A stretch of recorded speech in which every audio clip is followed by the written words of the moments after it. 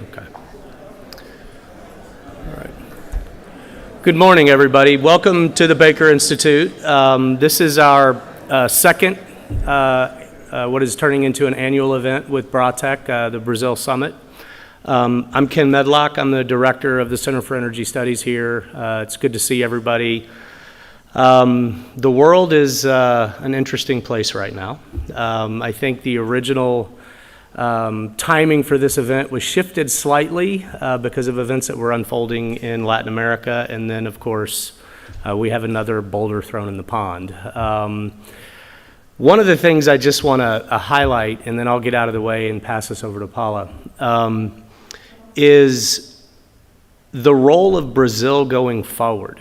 And I would say in general, the role of Latin American energy going forward more generally is going to be incredibly important for global market balances. I think one of the things that people often kind of forget in the context of what's going on in the Middle East right now is this is actually the third major supply chain disruption that is affecting energy and many other things since 2020.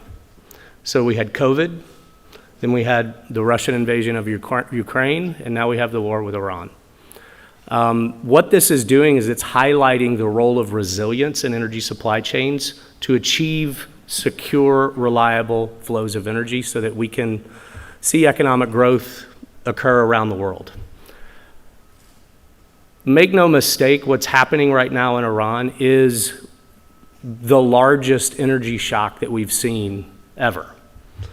When you look at the impact on price that is still unfolding, yesterday, Brent, of course, closed at about 110. It's down to about 107 right now. When you look at some of the Middle East grades, which there is incredibly high demand for, particularly by Asian refiners, and their refineries are actually tuned to handle those grades so they can make the middle distillates. That is a massive disruption, and you're seeing some of those Middle East grades trade north of $150 now. So we are in the middle of a massive disruption. Going forward, when we look at the back end of what's going on right now, there is going to be a massive interest by international players to flow capital to places that are more immune to those types of disruptions. And that's where countries like Brazil come squarely into focus, because you don't have the same level of risk associated with conflict with neighbors. So when you look forward and you look at opportunities for investment and you look at what that could mean for growth, it's going to be really interesting to watch as international capital players, the vertically integrated majors in particular, are looking around the world for places to invest, because now all of a sudden what was previously viewed as a very low probability event, the closure of the Strait of Hormuz, it's happened. And it has massive ramifications for returns on investment and where capital will flow going forward and what types of infrastructure are going to be invested in and developed. So I think as we look forward and we think about the role that Brazil will ultimately play in global energy market balance, it's going to get more important, not less. And I think that's a really good way to put context around a lot of the discussions that will happen today.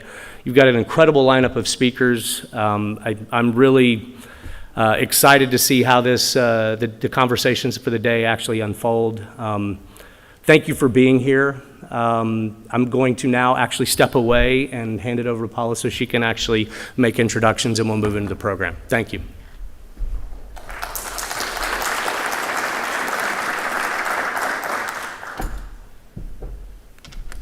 Thank you, Ken. So on behalf of the Brazil-Texas Chamber of Commerce, BRATECC, and our partner, Baker Institute, we are very pleased to be here for our 2026 Brazil Summit. I'm Paula Galhardo. I'm a principal of Squire Patton Boggs. I'm also a board member and legal officer of BRATECC. It's a pleasure to see such strong engagement in our second Brazil Summit. I'm very pleased to see 260 people enrolled in this event that we start as planned last year with Francisco and with Baker Institute. And these discussions are timely and vital for companies, investors, and professionals working between Brazil and the United States. For those new to BRATECC, we are a nonprofit dedicated to consolidate commercial, institutional, and cultural ties between Brazil and the United States. Events like these provide the possibility to discuss opportunities, practical challenges, and face our bilateral community. We meet, as Ken mentioned, a crucial moment following COP30, BRICS Summit, with Brazil heading to 2026 presidential elections and global instability for events such as the situation in Venezuela and the conflicts in the Middle East.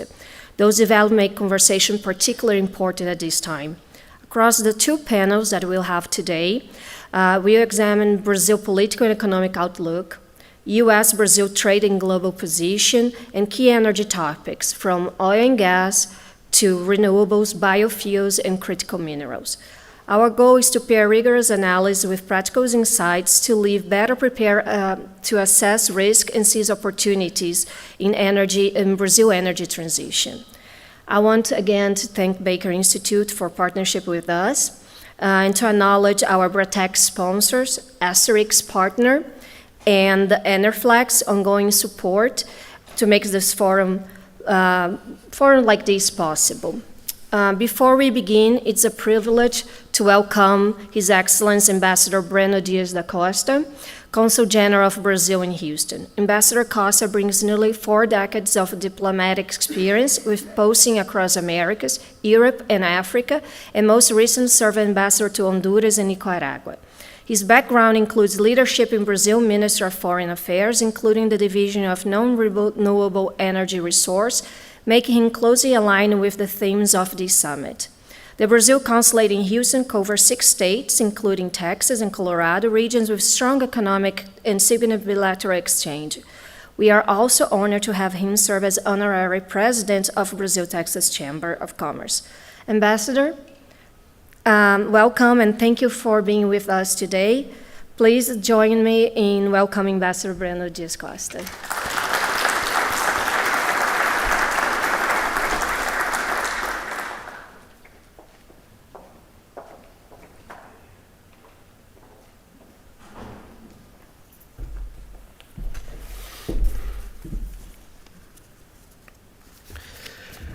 Good morning, dear all. It is a great honor to welcome you all here for this event, this important event organized by BRATECC and the Baker Institute. And as you may know, I'm Breno Costa. As Paula mentioned, I've been serving as the Consul General of Brazil in Houston for 1 year now. And first of all, I would like to thank BRATECC and the Baker Institute Center for Energy Studies for organizing this important event, which brings together, as we can see, people from government, the business sector, and specialized in the theme of energy.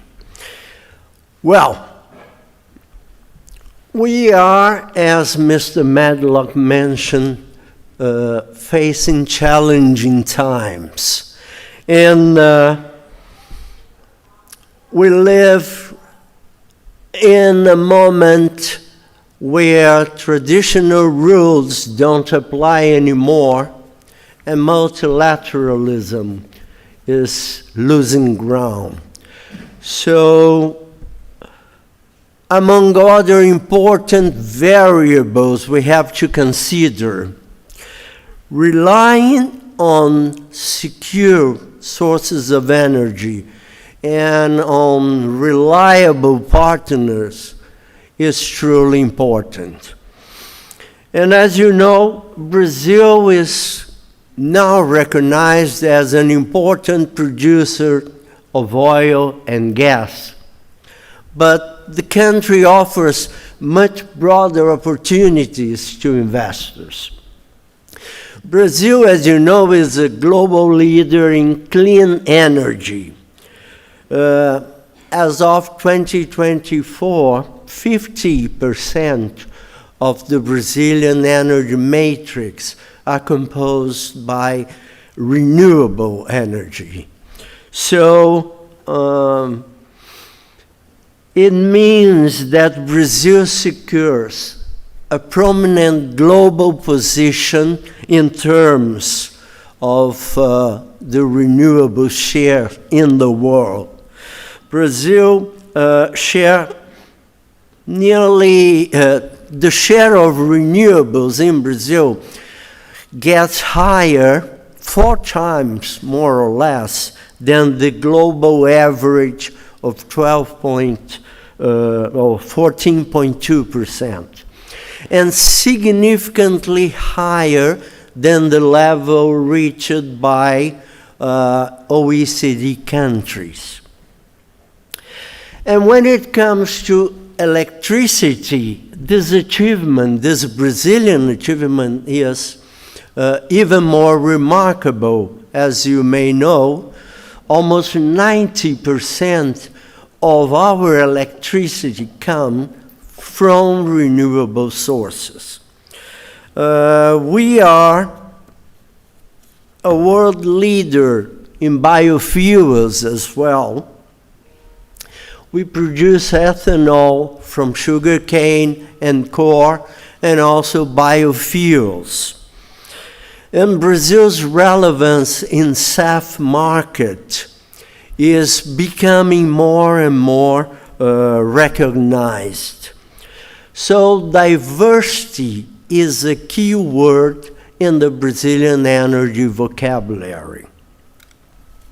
Furthermore, Brazil holds a strategic importance regarding critical minerals and specifically rare earth elements. Just to mention one of the current featured assets. So this positions Brazil as a reliable and a strategic partner for companies investing in the economy of the future. Needless to say that Brazil offers a vast and expanding market. We have a solid agricultural and industrial base, and also a regulatory environment designed to support sustainable investment. So our programs in those aforementioned areas are creating opportunities for innovative partnerships, joint ventures, and technology-driven growth.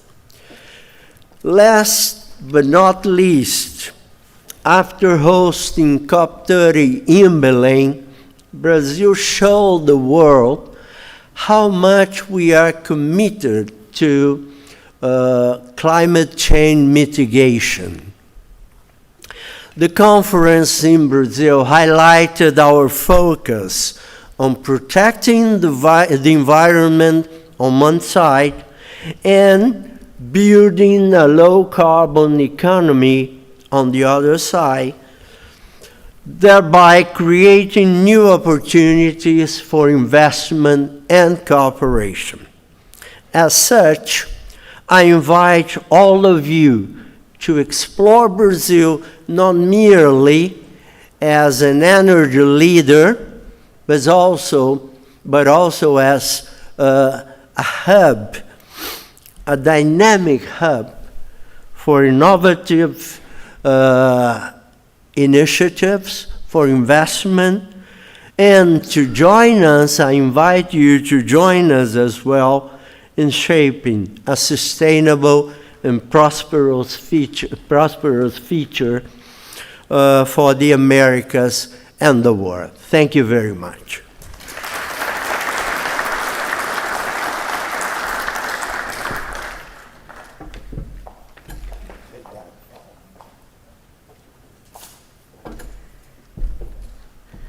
Thank you, Ambassador.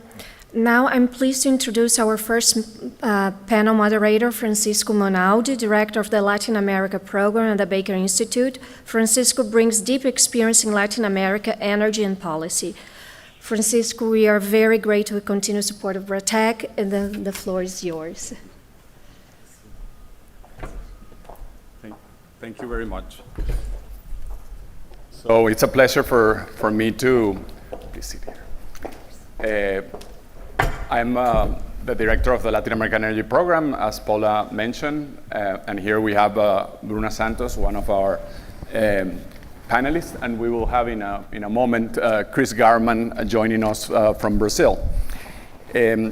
So, as was mentioned by the previous speakers, Brazil has massive, it's an energy powerhouse already, but has massive potential to grow in this space and of course in critical minerals.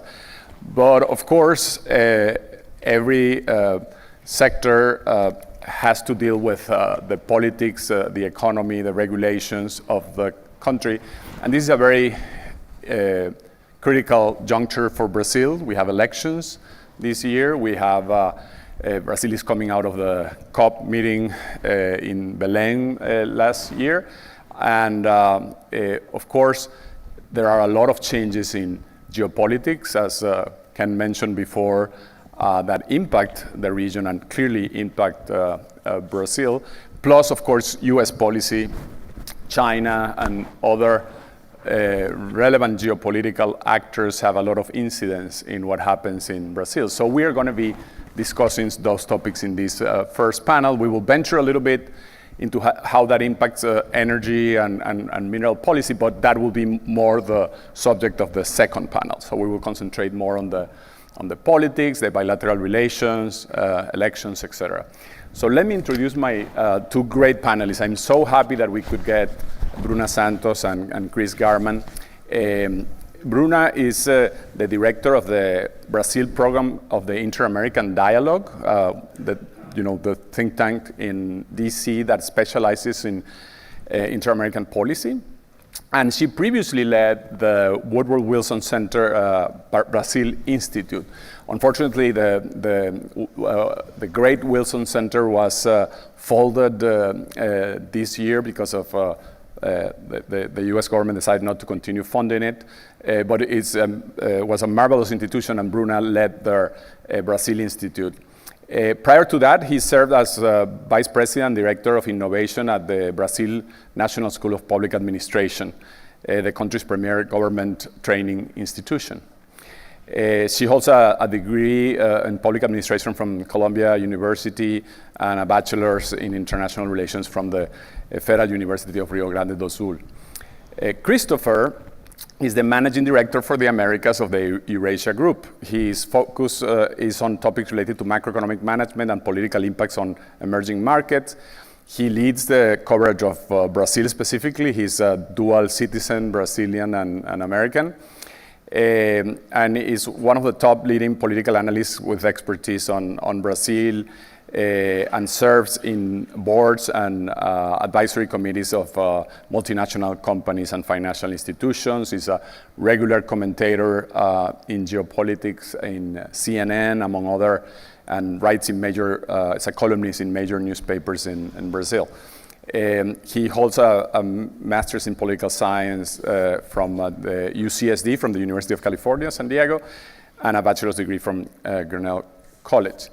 So let me start with Chris for the first intervention. They will give some initial remarks, then I will ask them some questions, and then we will welcome if you send us your written questions so that at the end I can ask some of them, okay?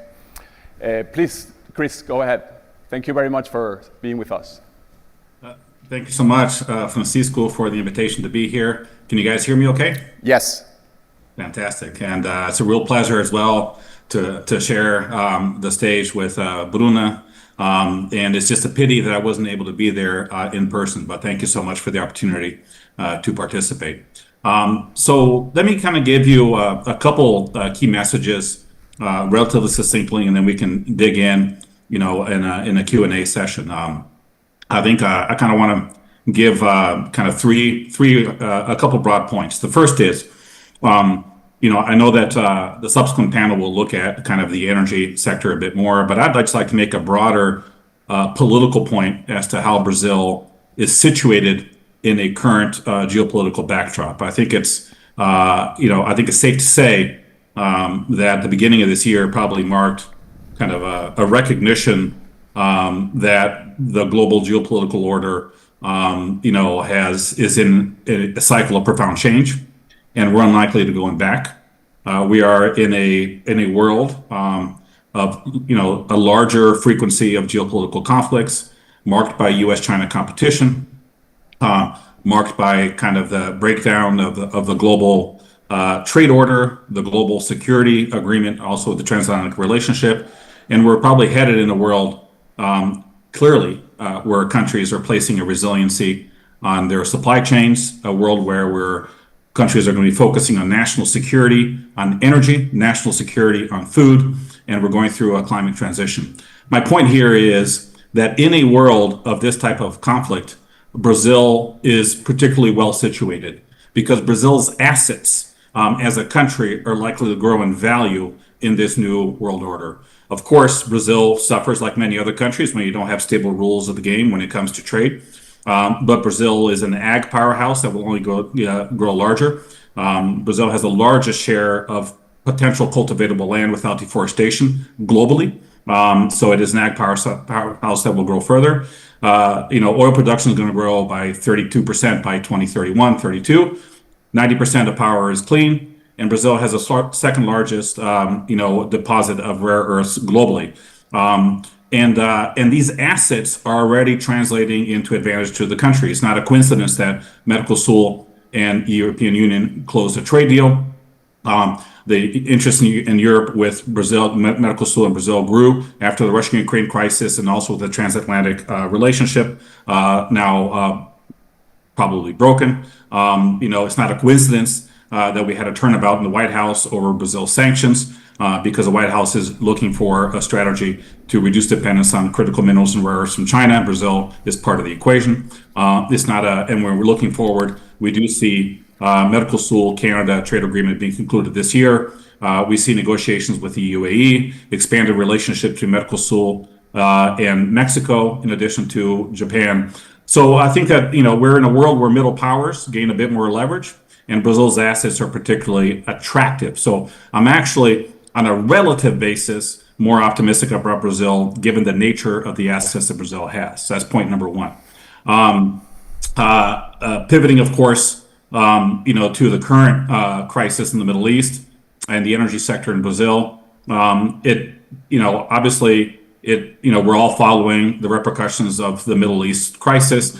I'll talk a little bit about what this could mean for the Brazil's presidential election, but I'll just say that the crisis illustrates well one of the important vulnerabilities when it comes to the energy sector in Brazil. And we all saw the headlines last week in which the presidential palace responded to the price shock, from the fuel and higher Brent prices, trying to be able to have a package of subsidies to be able to contain higher diesel and gasoline prices. And the way to finance those subsidies, the administration lapped on a 12% tax on oil exports. So I think that one of the key sources of uncertainty on the Brazilian political landscape, and when we speak with a lot of our clients in the energy sector, of course it is, Brazil faces fiscal vulnerabilities, and the oil sector is often an easy target, to be able to, as a source of revenue. We saw that in 2023. We're seeing that right now in 2026. And I do think that this crisis illustrates well that so long as Brazil's fiscal accounts remain in dire states and the debt to GDP ratio is rising, this remains a risk on the horizon. Of course, this tax is likely to be temporary, but this is an election year. Our view at Eurasia Group is that this conflict is likely to escalate before it de-escalates, and we do see the price of oil remaining elevated through the end of April, at least our assessment at Eurasia Group on the Middle East conflict. So that probably suggests that we're likely to see more aggressive measures from the presidential palace to be able to deal with the problem of higher, let's say, fuel and potential, food inflation on the one hand, and we have to also put on the radar the potential for diesel shortages. So do expect more measures. The administration could even increase that export tax a bit further. So that's an important liability when we think about Brazil's political landscape going forward.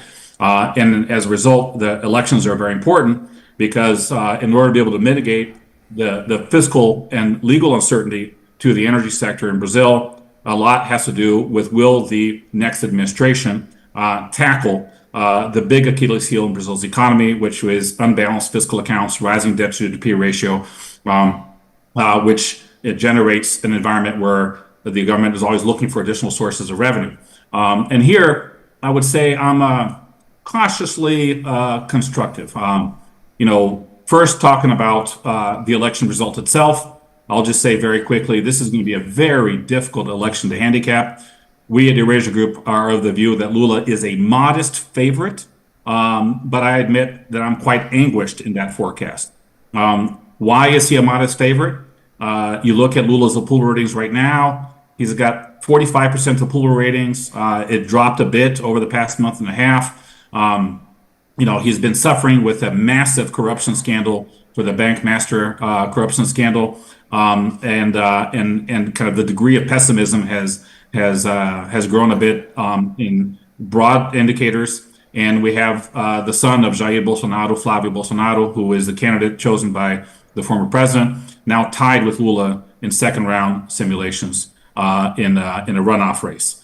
But I would flag that when we look at a global database, and we work with a global database of over 500 elections managed by Ipsos Public Affairs over the past 40 years, and incumbents who have an average approval ratings of 45%, they win 78% of the time. So if you don't know anything about Brazil, you would have to conclude that Lula is favored. Let's remember that 4 years ago, we had a similar shock in the Russia-Ukraine crisis before a presidential election in 2022. Jair Bolsonaro, at that time, his approval ratings were 33%, and he was 24 points behind Lula in second round simulations. The administration went on a spending spree. His approval ratings went from 33 to 43, and he lost the election by a point and a half. So when I look at all of the populist programs that the administration already approved and will be fully enacted this year, an exemption to the income tax bracket, 40 million Brazilians are going to get a cooking gas voucher this year. They didn't get it last year. Another 50 million Brazilians are going to get a discount in their home utility fees this year that did not receive it last year. 2 million Brazilians are going to get a stipend to stay in student for high school students. And the government is pushing for a shortening of the work week. I tend to think that Lula's numbers are going to tick up a little bit before the election. Usually, incumbents' approval ratings rise before the campaign. The challenge, however, is that when we look at the issues that voters care about, and usually the candidate strongest on the main issue wins, the picture isn't good for the presidential palace. Voters are very worried about security. They're very worried about corruption. These are issues Lula is not credible on. And when we look at the Russia-Ukraine the Middle East crisis, we're probably going to have some version of higher food inflation, and we also have the corruption scandal that will balloon further. So if you look at an electoral forecasting model that focuses on the issues that voters care about, you would think the opposition is favored. So we have electoral forecasting tools pointing in opposite directions. I tend to lean a little bit more heavily on the incumbency advantage. But of course, this is going to be a very tight race. And the last bit on the election is don't discount third-party candidates emerging. We're in a cycle where both Lulismo and Bolsonarismo are structurally weaker. And from the work that we're doing at the Eurasia Group, and we're doing focus group works as well with voters, and it's clear how there is a demand for something new. So that's the election, and we can talk a little bit more further. But maybe the elephant in the room is, what does this mean for fiscal policy that has knock-on repercussions for let's say tax risk for the energy sector, and what does this mean for the energy policy post-election? If Lula wins, I do think that Lula will do a modest fiscal adjustment.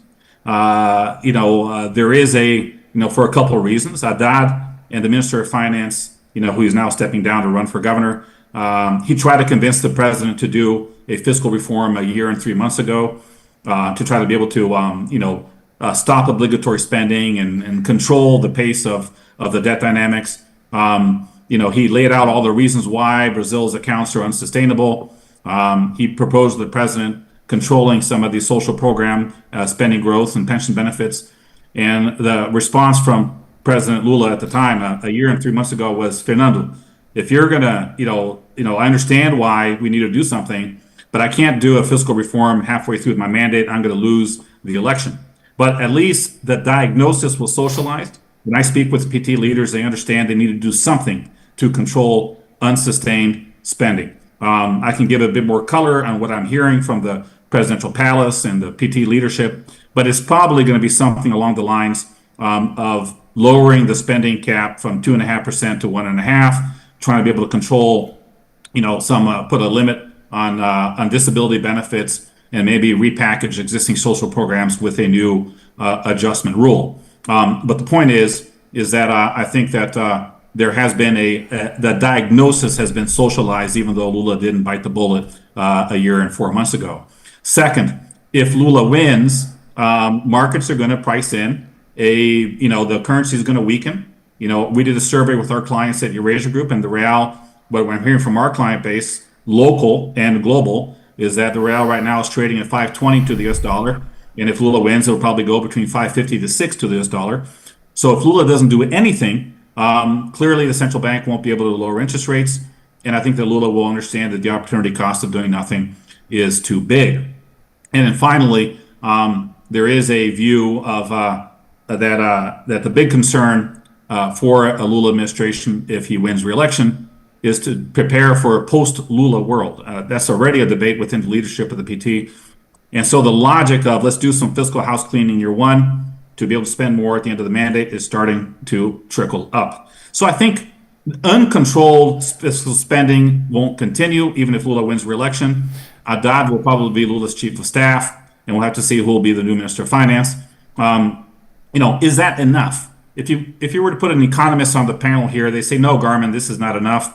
We need to have a bigger fiscal adjustment. But I'll tell you that if we're in a world where we have dollar weakness, given this kind of a geopolitical, let's say contested environment, and investors are looking to park their money in a more diversified environment, it could be enough to be able to attract inflows to Brazil and kind of help the central bank. So that's good news, because if you do have a modest fiscal adjustment and inflows and the currency is stable, then the risk of turning to taxes to cover shortfalls in revenue in the oil sector goes down a little bit. If Flavio Bolsonaro wins, or an opposition candidate, I would say, then we're probably in a deeper fiscal adjustment, a boost in credibility, a stronger currency, and we may very well have the possibility of a virtuous cycle of lower interest rates, higher growth, and then the fiscal desperation is smaller further. I would say, however, that if Flavio Bolsonaro wins, we're setting ourselves up for a potential institutional conflict between the new administration and the courts. The courts right now are under extreme pressure. We have a massive corruption scandal with a bank master. You guys have seen the headlines. Party leaders across the political spectrum are implicated. Ministers of the court are being scrutinized for potentially having received economic financial benefits from the former owner of this bank. The tentacles are very large. This is a scandal that has legs. And we have a opposition that is going to go on a campaign arguing that the Supreme Court and the Lula administration are the real enemies of democracy because they're undermining free speech. And so you're going to have Flavio Bolsonaro potentially winning. He'll give a pardon to the former president, Jair Bolsonaro. The Supreme Court will probably reject it. And then we're going to have a bit of a institutional conflict. Now, if Flavio wins, I do think that we're going to get a deeper fiscal reform nevertheless. And I wouldn't be surprised if the privatization of Petrobras is put on the political agenda in an opposition win scenario. So from an energy policy point of view, I would say that's probably the biggest difference. But there is consensus on developing the equatorial basin to be able to overcome the shortfall of declining oil production if we get to peak oil production by 2032.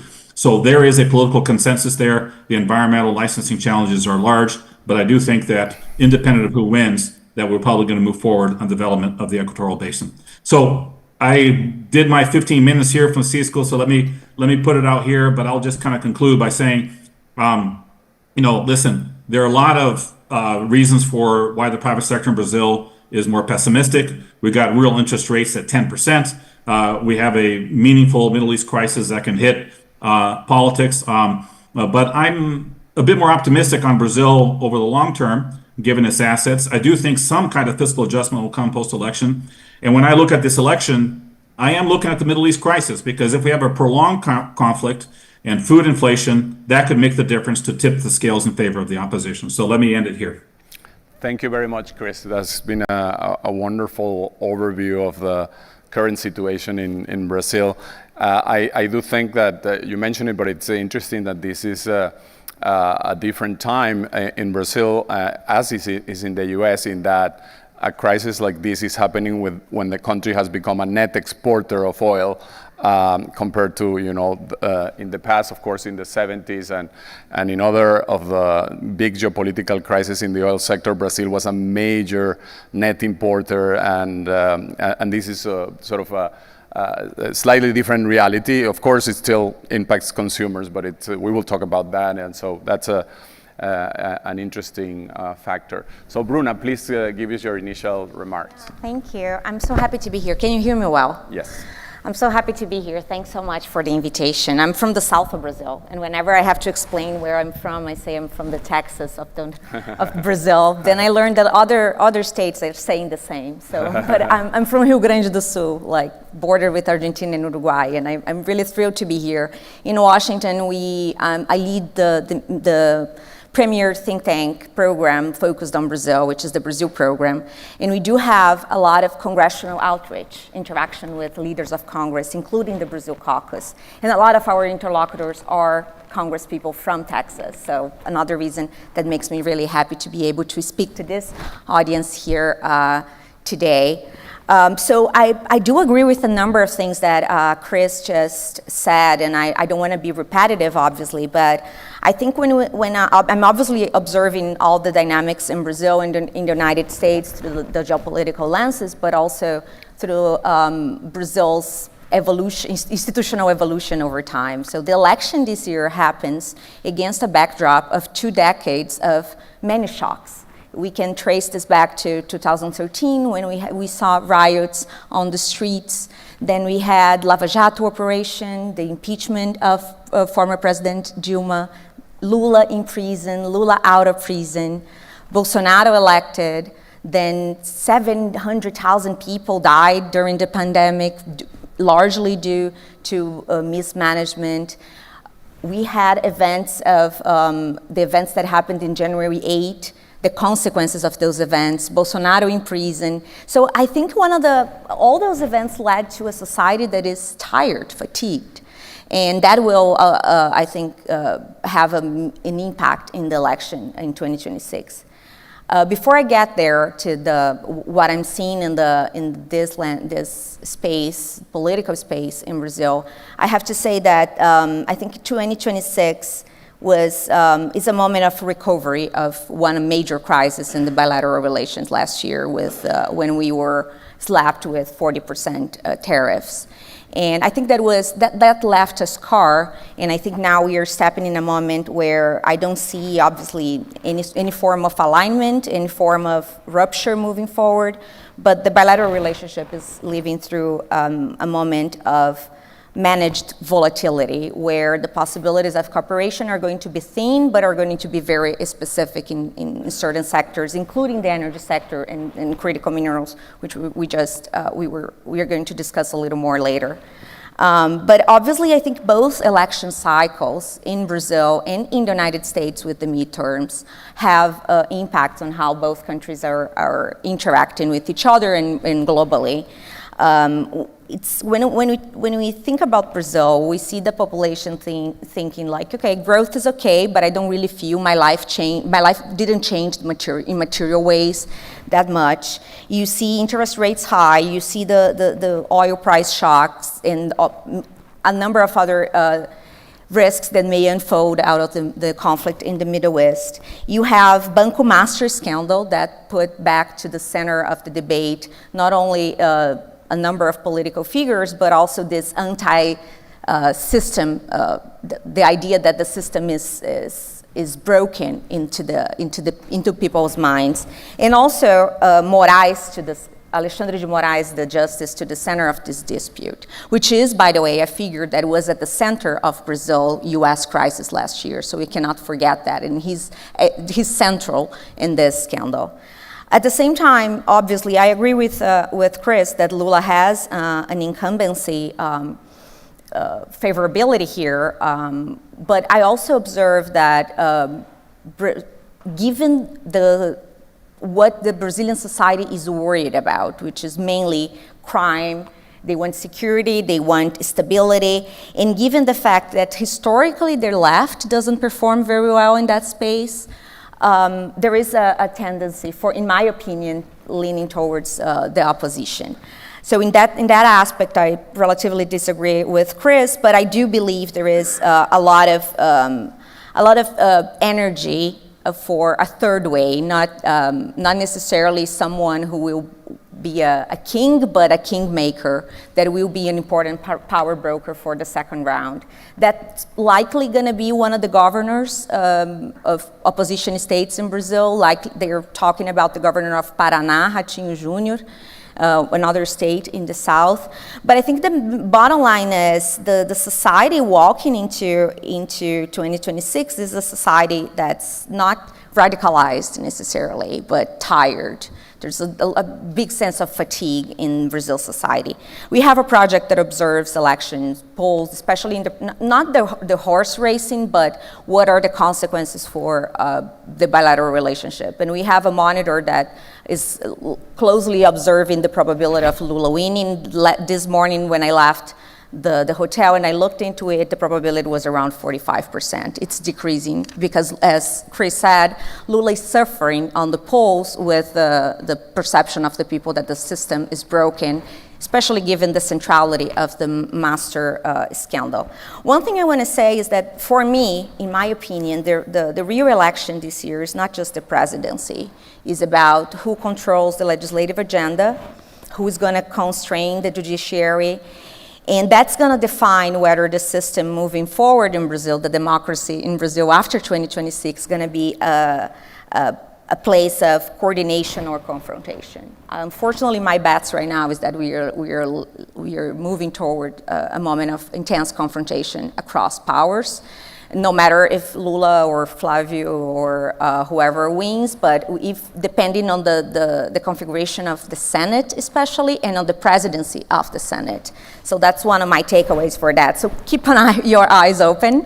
Again, it's too early for us to place our bets on horse racing, but that's the scenario. And also, again, going back just to the institutional tensions, over time, Brazil has relied too much on the Supreme Court to resolve our political disputes. And because there was a vacuum of power, and that genie didn't go back to the bottle. And I think that's a very important debate, because I always say when we're looking at Brazil-US relations, you have to look at the relationship between two countries, two democracies under stress. Two democracies struggling with its systems, with change in the society that the institutions could not respond in time, and that's something that we have to observe, because as we've seen in the past, Brazil and the US operate as imperfect mirrors. Sometimes what happens there, what happens in Brazil happens here, and the other way around. So the idea that the risks of a delegitimized system in Brazil is a wide risk for us to face in 2027. Obviously, as I said, I think in the Brazil-US space, we are, as I said, we are in a moment of managed instability. I see a lot of opportunities, transactional opportunities for us to cooperate in specific issues, especially in the space of critical minerals and also in the space of public security. Brazil perceives, and again, I'm not saying it's right or wrong, but Brazil is perceiving the securitization of trade and supply chains coming from the United States, and that's something that gives Brazil, makes Brazil more careful on how to engage and what to ask from the United States. And that perception leaves also space for a lot of misunderstandings and mixed signals from both sides. And we saw just this week with the possibility of a visit of a U.S. State Department official to Brazil to visit former President Bolsonaro, and so forth. But I strongly believe that we have space for bilateral thin cooperation that's very specific on certain sectors that can generate enough economic dividends that will sustain the relationship over time. I think for the region in general, obviously the presence of China is a general constraint for U.S. strategy in the region. Over time, in the past 20 years, it was very easy for countries to play both sides, right? It was very easy to hedge bets, to play non-alignment, and all that. The costs of that are rising. But China is an inevitable partner for Brazil because it's inevitable for our economic stability. So you have to deal with that. You know, it's not a matter of substitution. For Brazil, it's a matter of diversification in any space, including in the energy space. Now, talking about the obvious and the topic of the moment in Brazil, which is critical minerals and the opportunities that we have. Brazil, as you know, has reserves, don't have products. We don't have the product, we don't have the midstream processing capacity for that. Brazil needs the investment, so yeah, a strategy with the US, with DFC has been successful with Serra Verde and likely other investments coming in the state of Goiás. But Brazil still needs to do their homework in terms of is very slow licensing, having a coherent national strategy for critical minerals that we don't have yet, and that's why states are moving forward and signing MOUs with the U.S., as we saw this past week with the state of Goiás. But I see also opportunities for the U.S. to somehow signal through offtake agreements, through demand signals, to make some of the projects to build processing capacity in Brazil more bankable. That's one thing. The other is obviously the transference of technology and know-how. That's another opportunity. And finally, Brazil doesn't know what reserves we have. We still lack the mapping of our wealth, of our mineral wealth. Only 30%, a little more than 30% of our mineral wealth is mapped, and we could use support on the technology to that. I'm worried. I'm not necessarily optimistic about where we are heading after 2026 in terms of institutional stability in Brazil. But I do believe that if we set aside and if we have the fabric, which is obviously the private sector, our societies, we can sustain some positive results in the bilateral relationship that survive the change in the mood swings in the political space. I do believe there is still a lot of energy in Washington towards against Lula as a political figure, towards supporting Bolsonaro and Flávio Bolsonaro presidency. But that's always a Venn diagram, right? It comes to a moment where that is at the center of this political stage. It comes a moment that it isn't. Right now it isn't. So we are in a moment where we can reestablish a pragmatic dialogue on certain issues if we can be clear on what Brazil wants from the United States in that space. So I will stop here and then happy to answer more questions. Thank you very much, Bruna. Very, very interesting. I wanted to do a follow-up on the bilateral relationship, which is on the trade issue. This, of course, as part of the bilateral relations, has its ups and downs, and threats from President Needles. Trump. Yeah, and of course then they had a meeting, and the relations seemed to improve. But of course now we have a different reality in the U.S. because of the Supreme Court decision, and so now there is a sort of a new trade deal sort of happening, and then you had this recent impasse with the State Department functionary that was going to go to Brazil. So how do you see that evolving, and is Brazil going to get a sort of a good trade? So Brazil, I think if Lula came earlier this last week, we were thinking Lula could come last Monday on the 16th. If he were here on the 16th and could negotiate and talk about tariffs with Trump, he would be in a stronger position due to the decision at the Supreme Court about IEEPA. However, a number of Brazilian items are still suffering tariffs. There are under 301, right? They are under investigation at 301 section. So that the result of that, the first investigation is coming, I think, pretty soon, perhaps next month. At the same time, we have other items going through investigation, like coming for investigation on the right of land ownership in Brazil. Internationals, like especially the Chinese, owning land and resources in Brazil. And second is, I think it's how do you say that? Trabalho escravo, slavery. Forced labor. Forced labor. Thank you. Forgot the term. So there's 2 more investigations coming up. And those may continue, as we know. So as I say that taking out IEEPA from Trump, the possibility of him using that is just like taking from his hand the joker. He still has other cards to play. So Brazil still needs to continue engaging with the United States because there are other mechanisms to impose tariffs. And there are still a number of products, especially a number of products that can still suffer, or are still suffering with tariffs from the United States that couldn't be rerouted to other destinations. One example is, for example, in the south of Brazil, there are numbers of producers that they do like the door frames, that is specifically designed for the US markets. They don't have any other destination for that, and they are not exempted yet. So I think that the need to sustain the presence in the negotiation here is really important. Unfortunately, the meeting didn't happen. I'm hoping they can have, over the next couple weeks, at least a phone call between both presidents so they can put at ease some of the concerns that all of us are having about 301 investigation, the result of the first round of hearings that they did that touched on digital payments and deforestation and other items. So that's one.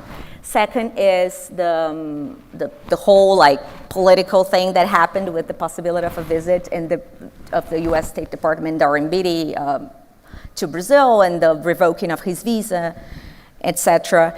And 3, I think there was still a shock about what happened in Venezuela, right? Brazil is still the region as a whole is still digesting that and understanding what this moment of securitization of trade investments and how the U.S. is engaging with the region actually represents for the bilateral relations. But again, the incentives change completely when you are in a year of election because Lula doesn't want to be perceived as giving Trump away some of our wealth, mineral wealth, etc.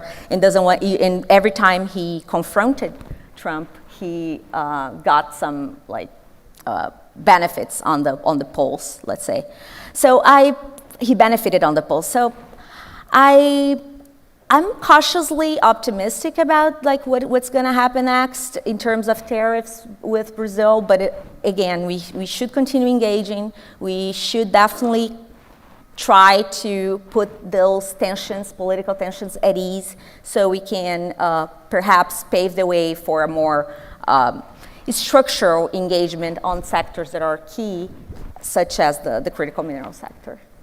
Thank you, Bruna. Chris, I wanted you to comment a little bit on the trade issue, but let me add also the dimension of the U.S. policy towards the region and the sort of so-called Don Road doctrine and the fact that what happened in Venezuela would have been, in the past something that would have generated a massive reaction in South America.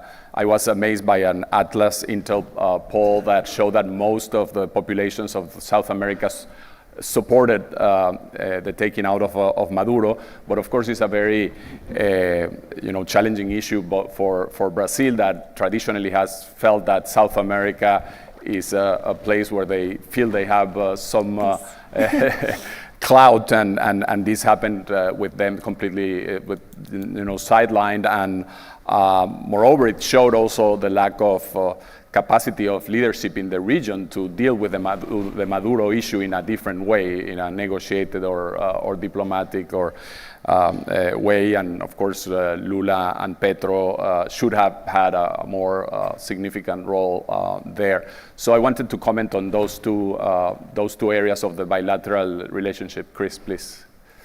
Fantastic. Thank you. So starting on the bilateral and then going for the so-called Don Road doctrine.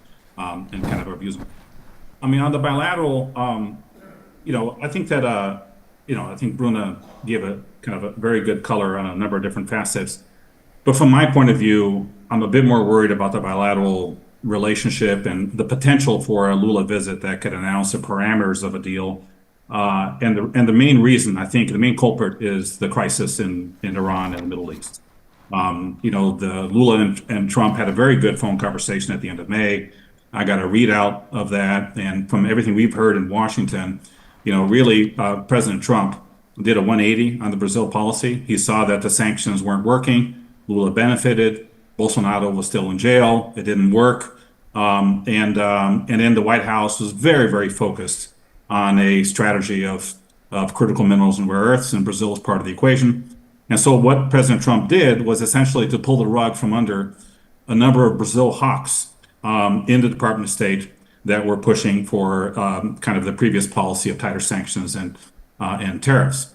What the Middle East crisis did is that, of course, the focus is exclusively now in the Middle East conflict, and in a context where President Trump is no longer, keeping his eye, or Brazil is a very low priority. Some of the Brazil hawks are trying to scuttle the bilateral relationship, and so. They put conditionalities on the meeting the Brazilians were unwilling to accept. And what could very well be coming down the pipeline is the denomination of the two Brazil's crime syndicates, the PCC and Comando Vermelho, as terrorist organizations. If that comes, the presidential palace is seeing that as a trap for the election because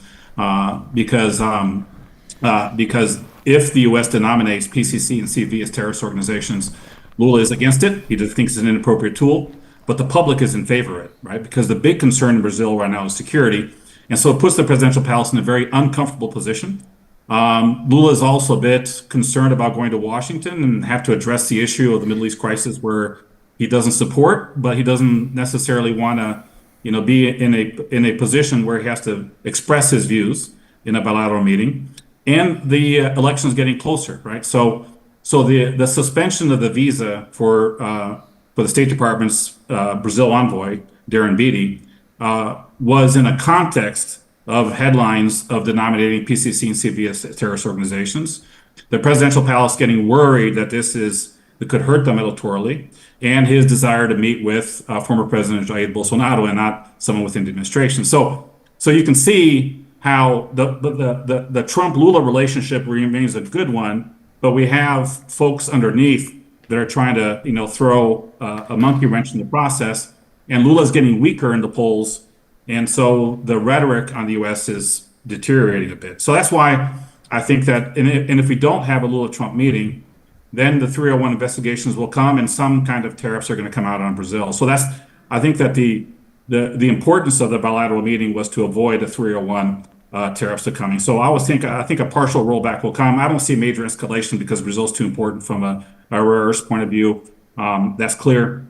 But anyway, so that would be my comment on the bilateral. But I do think that the Middle East conflict really is the culprit for the cascading effects that that a very promising outlook in January is looking a little bit more muddled and difficult. Going to the Dunn-Rowe Doctrine, I would say, listen, we've been hearing from the Trump advisors that, this is an administration that will be focused on the hemisphere.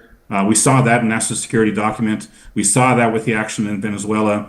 We're seeing kind of the U.S. administration also trying to be able to reduce the Chinese footprint, particularly in Central America, Caribbean countries. But I would say that the focus on the hemisphere and the ability of Washington to lean in with leverage and reduce Chinese presence, will diminish the further south you go. So if you look at Mexico, Central America, Caribbean, maybe Colombia, these are economies that are much more dependent upon access to U.S. market. U.S. leverage is higher. Some of these countries rely upon multilateral financing. And there we're going to see a heavier hand, and we're seeing compliance. But you go down to South America, Brazil, for example, has a relatively closed economy. The largest trading relationship with China, even though FDI stock in the U.S. is much larger than Chinese.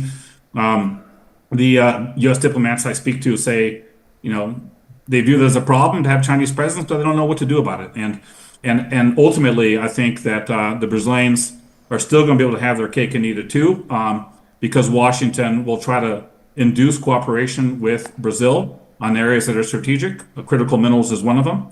We can talk about the critical mineral side. I think that the Brazilian debate over processing and local refinement is delaying and making it hard to have a bilateral critical mineral agreement. But Brazilians do want investments, tech from the U.S., so there's room to run there.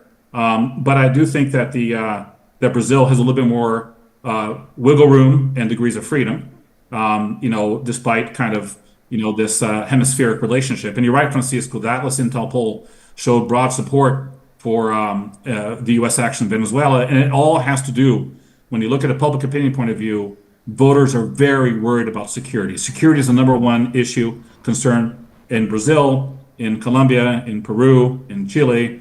And when you when you cast a U.S. action against kind of a authoritarian regime with ties to narco trafficking, your average Latin American saying that's a good thing, right? Where we don't see as much support is Mexico, which is a bit more divided. But in the region, it is broad support, right? So it hasn't faced that kind of backlash. And if you look at the Middle East conflict right now, Venezuela is a big winner, right, Francisco? Your expertise in Venezuela is unmatched, but I think that across the region, governments are going to face with higher diesel prices, but I think that Venezuela are looking pretty good in the current crisis. Thank you, Chris. Bruna, a follow-up on these issues and the comments of Chris on the role of China and the influence of China in Brazil. As you point out, and Chris just mentioned, as you move south in particularly in South America, most of countries are significant exporters of commodities to Asia and particularly to China. And China has sort of a lot of leverage in the region, but also in addition, and also they have made some significant investments in some parts of the region.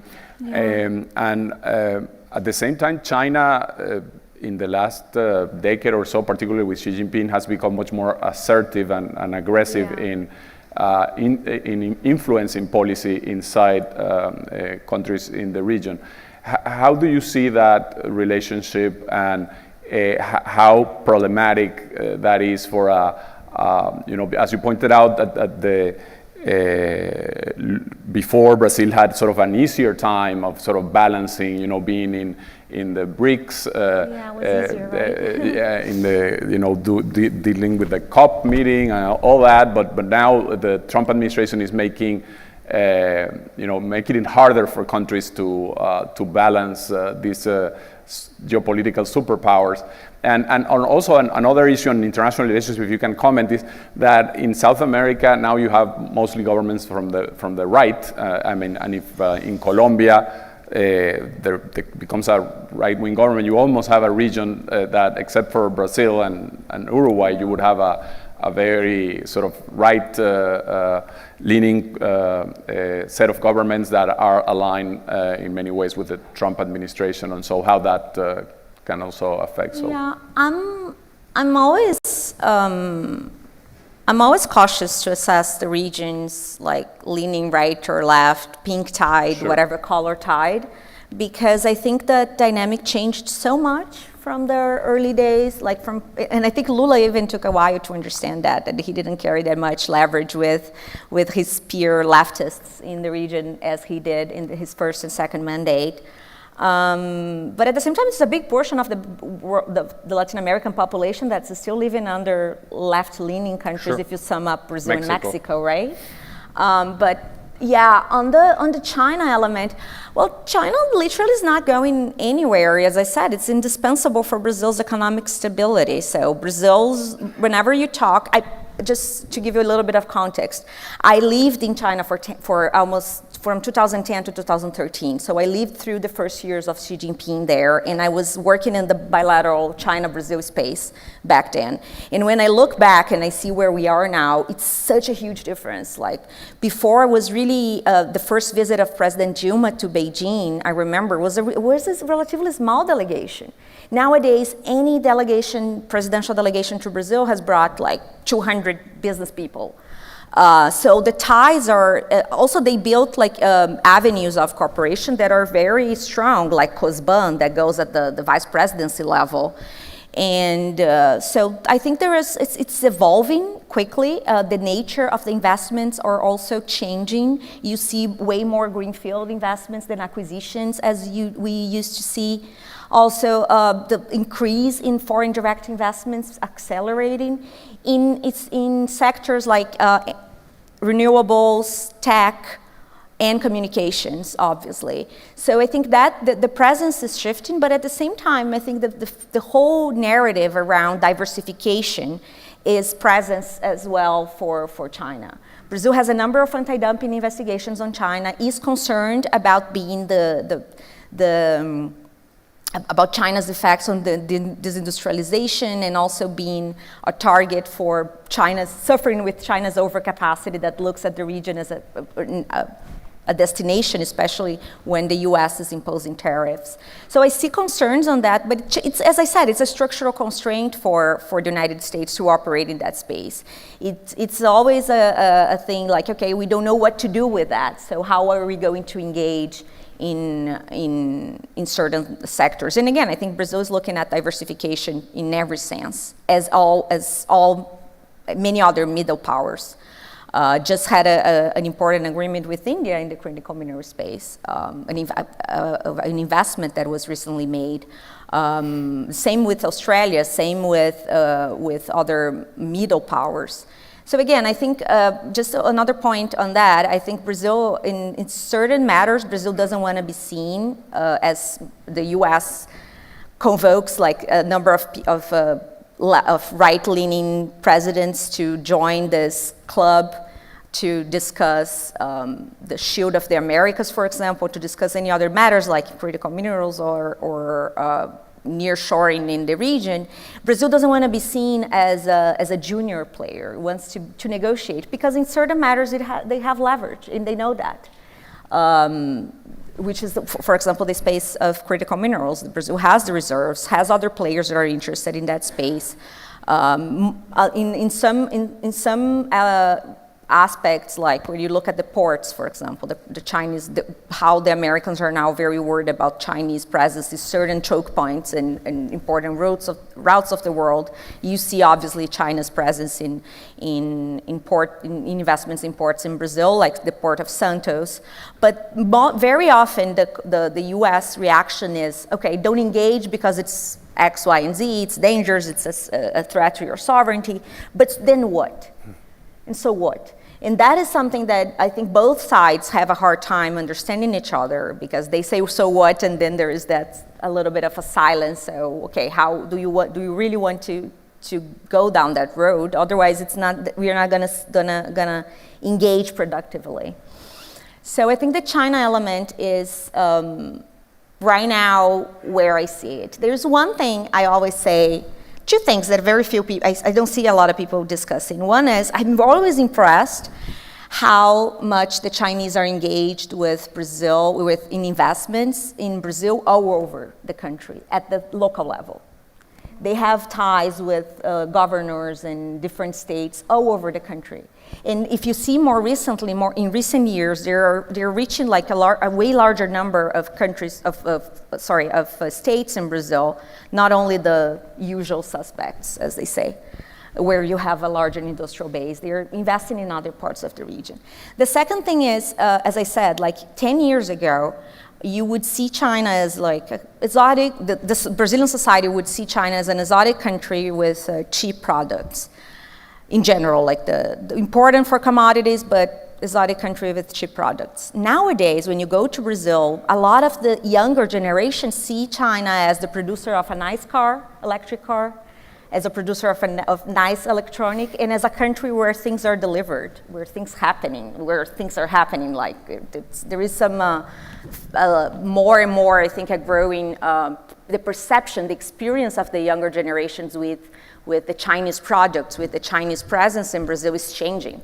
And that, for me, is the most important soft power that China is building in the region. It's not about Confucius or it's not about institute, it's not about learning the language because Brazilians not even speak English or Spanish, but it's about the presence and the experience they're having with Chinese products, with Chinese technology especially. And that's an important shift because that's one of the advantages that the U.S. has played over time. Our societies are, in the experience that Brazilians have with American companies are better and bigger than with the Chinese, and that's changing slowly in certain sectors. Thank you. Don't forget, if you want to send a written question, please, I have a few, but somebody can pick your question and bring it to me. I wanted to go back, Chris, to a really interesting point you made. Brazil is an exception in a region in which we have seen tons of cycles of changing contracts, forced contract renegotiation, changing of the conditions in the oil sector. And until I think Lula's tenure, you could almost say that Brazil was the only place in the region in which the investment conditions to the oil sector had not been changed. Now you have had the first temporary tax that you had at the beginning, now this new one. And as Chris mentioned, this opens up a little bit of concern because think about this, Brazil has been able to develop something that is really impressive, which is the deep waters, not only, of course, with a massive investment from Petrobras, but also from some of the international majors. And that type of investment is a very risky investment. You need to, deploy, billions of dollars, and it has long maturity. So the credibility of contractual stability is absolutely essential, and that has been a very strong selling point for Brazil compared to, Argentina, Venezuela, Ecuador, Bolivia, etc. So I wanted to ask you a little bit about, you already mentioned that you thought this was temporary, that it might be affected depending on the fiscal situation, but do you think that the authorities in Brazil realize that this could be a slippery slope and that the reputational damage could be much more long-term, have much long-term implications that they may realize? As you mentioned, it's very interesting that Brazil is very pragmatic. Even Lula, who wants to be a leader in climate policy, has been very pragmatic in saying we are going to develop the equatorial margin. There are some people within his government that are not that happy with that, but that's sort of the consensus as you mentioned. But it's really important, of course, for Brazil's leadership as the largest producer in oil in the region to continue to be seen as a very stable place. And don't get me wrong, it is compared to most other countries. It has the very well-run A&P. Petrobras is one of the best-run NOCs in the world. But I wanted your comments on that. And if you want to comment also on the China issue, you're welcome, Chris. We are not hearing you, Chris. Let me see. Can you hear? Yeah. Can you hear me? Yeah. Can you hear me now? Yeah? Yeah. Okay. No, it's a great question. What I would say, it's a bit of a mixed picture. I do think that there is a recognition amongst the Brazilian officials clearly on the need for stability in contracts. There is a premium on developing the equatorial basin. If you look at kind of oil production forecasts, they're probably going to peak right by the mid 2030s. And if you don't develop the equatorial basin, then kind of Brazil's kind of, all the revenue and growth coming from it. And there is a clear consensus within the Workers' Party and the political class that a development of the equatorial basin could lead to an industrialization in the Northeast and jobs. So there's consensus there.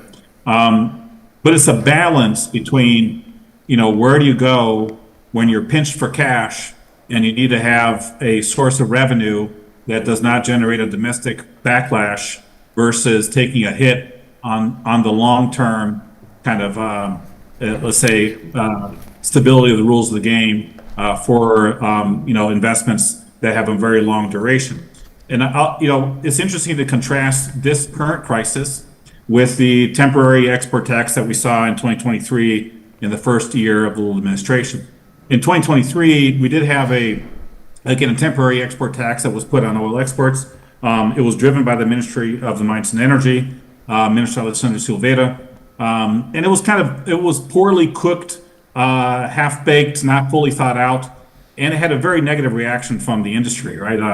Many IOCs went to the administration and said, if you lap on a tax on oil exports every time you need something for as a source of revenue to make up for whatever short-term need that you have, that undermines the stability of the tax regime, and it could really, you shoot yourself in the foot in terms of attracting more investments. And when I was speaking with government officials, some of the technocrats and even the Ministry of the Economy, they were clearly uncomfortable with that tax. I think they realized it was a mistake, and then rolled it off. So that shows some maturity, right? But then the Middle East crisis is a little bit of a different ballgame, right? Because this is a historic shock to global energy markets. Lula is facing re-election in just 6.5 months. There are concerns of a trucker strike with higher diesel prices. The pass-through or inflation could be a killer from the election. And also we have to worry about diesel shortages. And so Brazil is an oil exporter, so they win with more revenue with higher oil, but they needed to be able to fund this subsidy. And then there was unanimous support across the Ministry of Finance and Mines and Energy to be able to put this temporary tax on oil exports. I still think it's temporary, and it will roll off, given that they recognize the need to attract investments. And they'll just probably make the case that this is an extraordinary global crisis that needs extraordinary measures. But it is an indicator that sometimes short-term political expediency speaks louder than a recognition of stability for the tax regime. So I think that this illustrates that some of the tax risks for the energy sector are partially predicated on the capacity of the next administration to tackle these fiscal imbalances. I would put that on the heat map. That's why I made a little bit of a focus on the fiscal side. The other thing too as well is that when you have a more conservative Congress and you have a backlash against raising revenue through higher taxes, we're going to have a much more conservative Senate. And as the government is placing a limit on raising taxes to fund revenue shortfalls, you kind of look at highly profitable sectors, and IOCs in the oil sector is a target for that reason. But it is balanced by them not wanting to kill the goose that kills the golden egg. So it's a concern, but I wouldn't say it is a high profile concern that's a trend that will continue in perpetuity. Thank you, Chris. Let me start with some of the audience questions. Bruna, there are two questions about minerals. One is, what are the risks that not only mineral development, but also agricultural development will continue affecting the rainforest and the environmental conditions in Brazil. And the other one is, what about the refining of the critical minerals? I see an interesting development there, because when you go to the region, you see that all governments, and of course Brazil being the largest economy by far, can really aim to develop the downstream compared to, say, Bolivia, that says that they want to develop the downstream of lithium, but it's very unlikely to happen. But Brazil does have that opportunity. And interestingly, compared to other periods in which I would say foreign investors will be very unhappy with the idea of being pushed to develop some of the downstream, because they of course want to focus on the extraction side.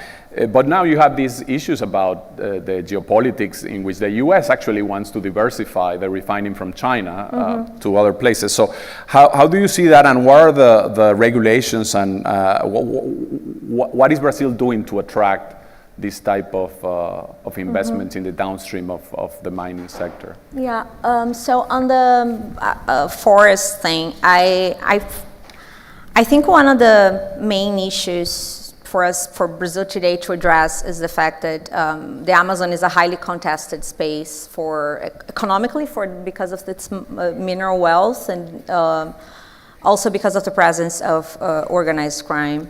There was an evaluation recently about the number of cities that are now under the control of gangs. There are kind of spin-offs of PCC and the Red Command. And so the legal Amazon in Brazil accounts for a little more than 700 cities. Around more than 200 are now under their control for illegal mining of gold, illegal lodging, illegal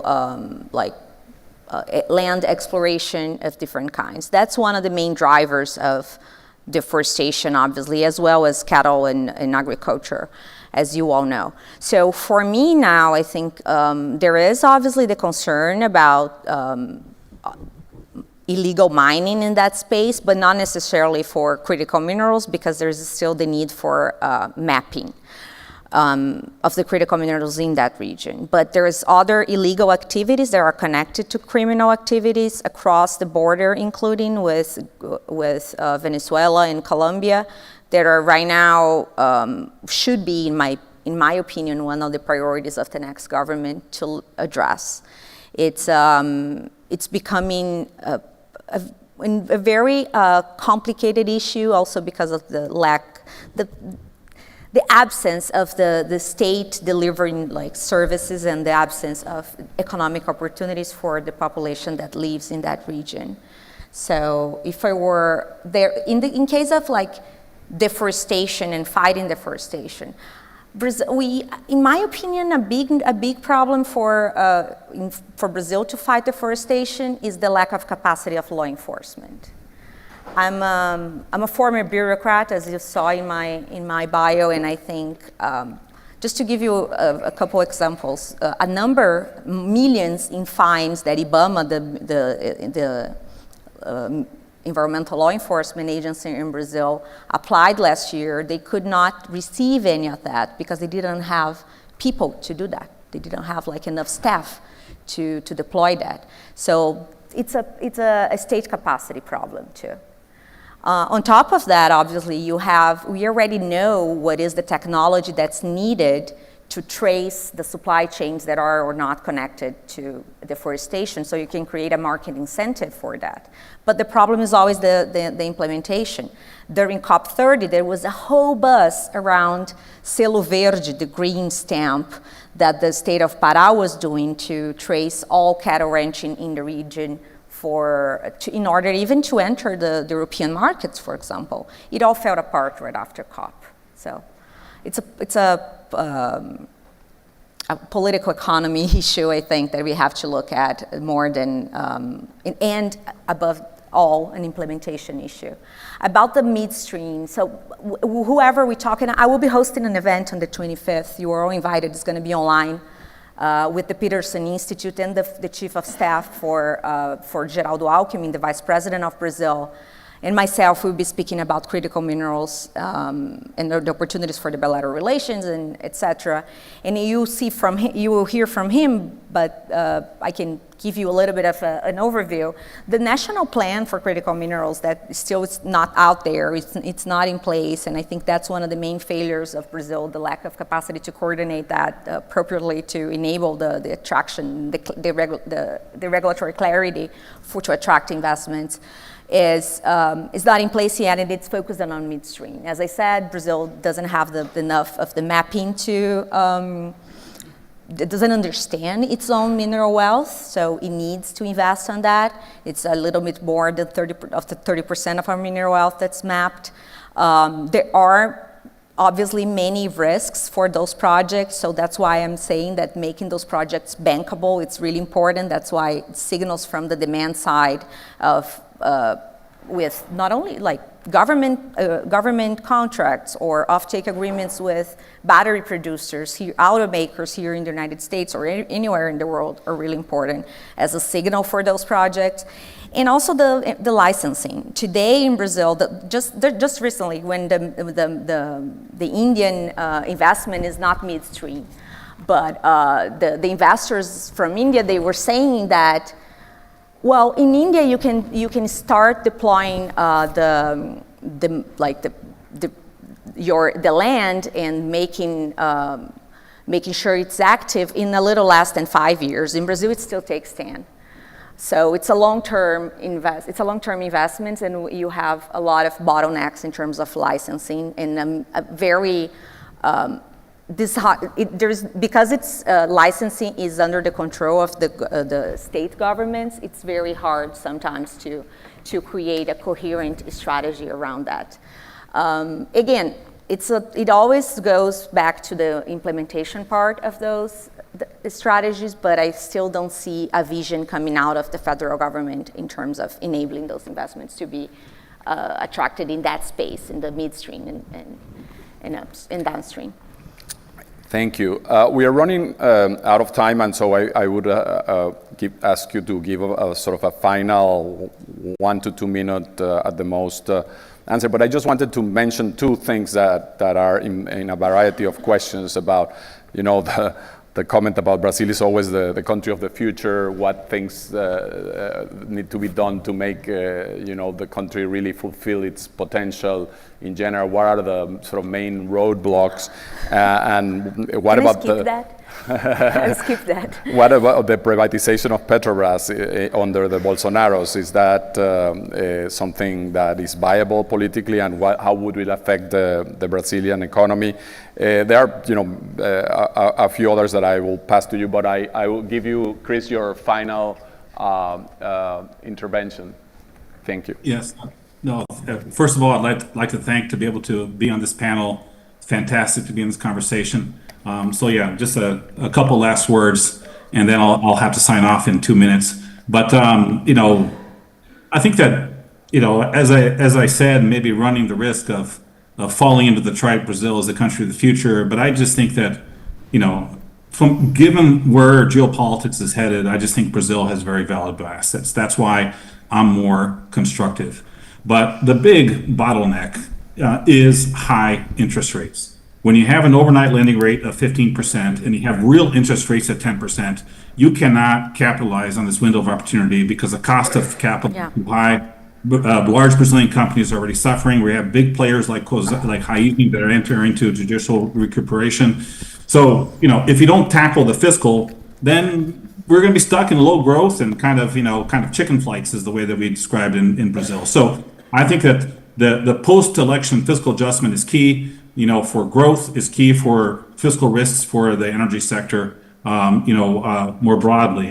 And here, I think that, Brazil has a track record of doing the right thing, when their backs are against the wall. And I do think that if you don't have a fiscal reform, the opportunity cost will be too big for incumbents. That's part of the reason why I'm a bit more optimistic. On the, privatization of Petrobras, I would just say that was going to be on the docket if Jair Bolsonaro had won re-election. And the economic team around Flávio Bolsonaro is going to be very similar. So I just wouldn't bet on it on the first because the administration is going to focus on some version of fiscal reform. So if it comes, it probably will come in the second half of the mandate. But the people around Flavio Bolsonaro will defend privatization of Petrobras. And I think the politics of privatization is getting easier in Brazil. And final word on the critical minerals, I subscribe to what Bruna said, but what I feel in Brasilia is a debate on how to use this asset to be able to have refining and use that as a tool for industrialization. And that's a difficult debate to be had. Yeah. So I think that what we're going to have is a critical mineral bill being approved this year. That will be easier environmental licensing, a tax regime, kind of a new energy critical mineral policy, and a lot of private sector agreements. But the debate on the local refining and processing will still take some time. Yeah. But thank you so much for participating. Really appreciate that and count on us for the next time around. Thank you, Chris. It was great to have you, and please log off if you need to, because I know you have a... Bye, Chris. Bruna, sort of your final words. Comments. There is the saying about Brazil being the country of the future. I like the saying that the future is already here, but not evenly distributed, that a sci-fi writer wrote once. And I think that in some parts of Brazil and in some people in Brazil, politicians, private sector, there's already living and prepared to make the hard choices to take Brazil to the future. It takes hard choices, including some of the things that my friend Chris just described about interest rates, about getting our balance sheet to work and making it possible to attract the investments and to take advantage of the opportunities that the world is literally opening up for Brazil due to the fact that we are important for food security and for energy security globally.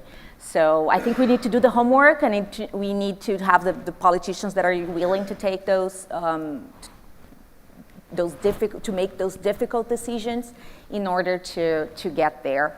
And finally, I strongly believe, and I always end wherever I go to talk about Brazil-US, et cetera, relations, is I think Brazil and the US have the commitment to prove the world that continental democracies can deliver goods and can work and continue to be a healthy democracies, because we're some of the two largest democracies in the world, the two largest in the hemisphere, and we are struggling. The democratic governance worldwide is struggling. We never thought that autocracies could be efficient, and they are delivering fast. So I know we think a lot about institutions and freedom of speech in very abstract terms, but in the end of the day, democracies have to deliver and deliver the goods. And I think that's where both Brazil and the United States in that space that both Brazil and the United States have to operate and cooperate for. Thank you very much. It has been a wonderful panel. Thank you, Bruna. It was great to have Chris too.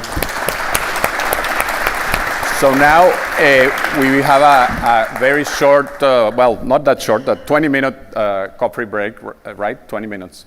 And we will see you for the second panel. Thank you, Bruna.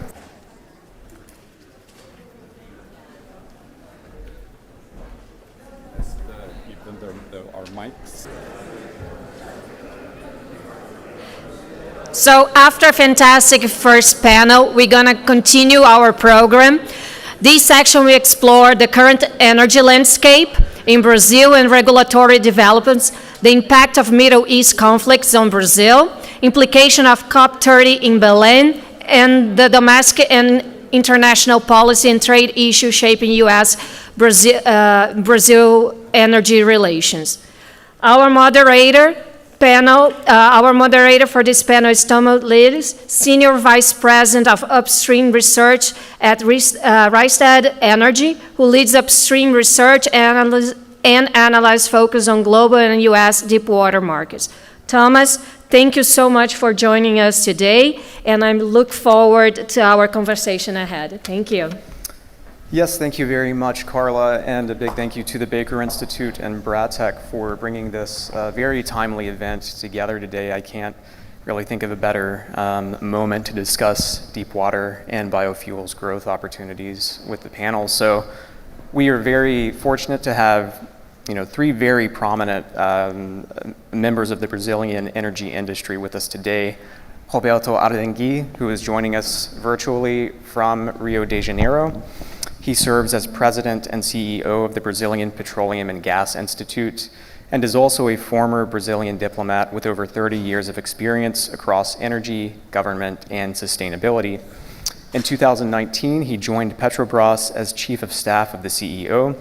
He was later appointed a chief executive board member in charge of institutional and sustainability areas with responsibilities related to climate change, communications, social performance, and government affairs. He has also held senior roles at the National Petroleum Agency, BG Group, just to name a few, and is a board member of the Brazilian American Chambers of Commerce in Rio, Houston, and New York. We also have two panelists with us in person today. To my right is Rachelo Neto. He began his journey at Petrobras in 2007, managing gas and energy assets. Between 2014 and 17, he structured and tied the company's corporate risks team before transitioning to the financial sector. From 2019 to 2023, he served as CFO of TBG, which is a Petrobras affiliate responsible for operating the natural gas pipeline between Bolivia and Brazil. In 2023, he rejoined Petrobras as head of corporate finance and treasury and later assumed the role of interim CFO. Since August 2024, Rachelo has been serving as CEO of Petrobras America Inc. here in Houston. And then last but not least, we have Paulo Macedo on the far edge of the stage here. He is Global Managing Director and is Senior Vice President of International Relations, Policy, and Advocacy at Raízen, which is the largest player in ethanol, sugar, and integrated bioenergy globally. Prior to Raízen, Paulo held multiple senior roles at Shell, including Vice President for Latin America and the Caribbean, Deputy Chairman and Vice President of the Middle East, and Vice President of Shell South America. With 29 years of experience, Paulo has also held several executive positions at Heineken Brewing Company and the Coca-Cola Company in the United States, Europe, and Asia. So before we jump into the discussion, I would like to set the scene and really walk through the numbers of what we're seeing in the current Middle East crisis, just to anchor the discussion on that. It's the elephant in the room that we cannot avoid today, so we might as well get into the numbers a little bit. And I want to present some of the latest data that we are tracking here at Rystad Energy. I'll be frank and say this is happening on a real-time basis. This can change hour by hour, but essentially what we're looking at is the pre-production levels for core OPEC players in the region on the very left. So if we go back to that January, February kind of time period, core countries ex-Iran, so Saudi, Iraq, Kuwait, Oman, not Oman, but UAE, those players were producing about 21 million barrels per day of crude oil, or about a quarter of global supply. And really what we've seen so far, if you look at the kind of waterfall chart, is a supply disruption of almost 9 million barrels per day to date. So this is a volume that has actually been taken offline from these key 4 to 5 players in isolation. If we look across the region, that number is even higher. Crude outages are currently at about 10.3 million barrels per day. If you include NGLs on top of that, we're getting closer to 11.5 million barrels per day. And then of course, stack gas on top of that, LNG disruptions, Qatar gas disruptions, that brings us closer to 13.7 million barrels of oil equivalent per day. So it is a material change and probably the biggest energy crisis we've seen in modern history, or at least that's the way it's developing.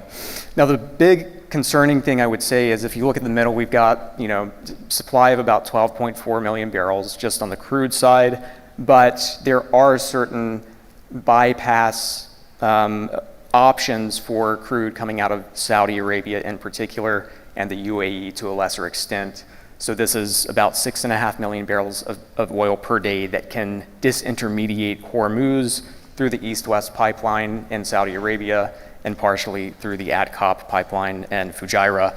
But if Iranian infrastructure attacks do continue as they seem to be doing, we could get to a worst case scenario of these core countries shutting in enough production to get us down to below 6 million barrels per day. So this is a loss of about 15 million barrels per day.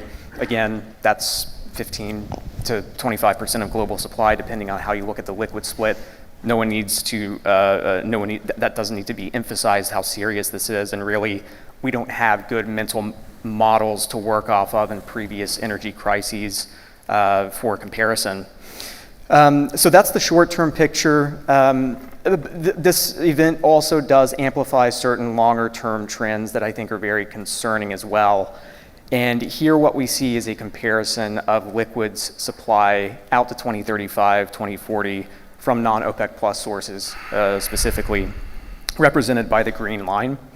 And then if you look at the red line here, that is a demand projection over the same period. So both of those things are growing, but at very different rates. And essentially that mismatch, this kind of wedge, represents the implied call on OPEC oil production over that period. So this, stands at about 1.2 million barrels per day by 2030 and has the potential to increase close to 7 million barrels per day by 2040. So it does really emphasize the need to diversify supply in some cases. And I think in the context of this event, as many speakers have already alluded to in the first panel, Brazil is going to be a key player here on the growth side, specifically with oil. So here, what we're looking at is deep water production only. We're looking at the top oil producing deep water regions on the left. South America, by far the largest player here, growing to over 6 million BOE per day by mid-2035. Brazil accounting for about 70% of that. Second on the list is the US deep water space, but at a much lower volume. So, Brazil is set to add about 800,000 to 1 million barrels per day between now and the early 2030s. Of course, there is some uncertainty around that, and we'll get into this discussion on the exploration trends that I would like to delve into a bit more with our panelists today. But this is just to give you a sense of where we stand with the numbers, cognizant that they could change within the next hour and a half. So with that, we will give the screen back to Roberto in Rio. And Roberto, I'd like to start the conversation with you.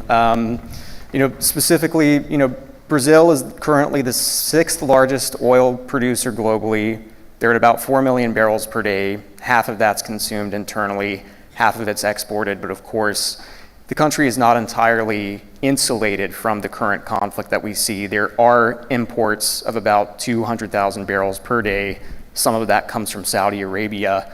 How is Brazil, broadly speaking, meeting the current geopolitical moment and the current energy moment from your perspective? Good morning, Tom. Good morning, everybody. Thank you very much for the invitation. It's a pleasure to be with you, and let me also say what a pleasure to be with Carlos and Paulo in this debate. I think you show the numbers, and the numbers are very serious when you see what's the situation right now. I just read the declaration from Fatih Birol in the Financial Times this morning, saying that Iran war is the greatest threat to global energy in history. Here, the International Energy Agency is anticipating that maybe we will need more than 6 months just to retake the numbers that we have previous to the conflict. So this is very serious, and I think that Brazil is placed, as other countries, to seize also this opportunity.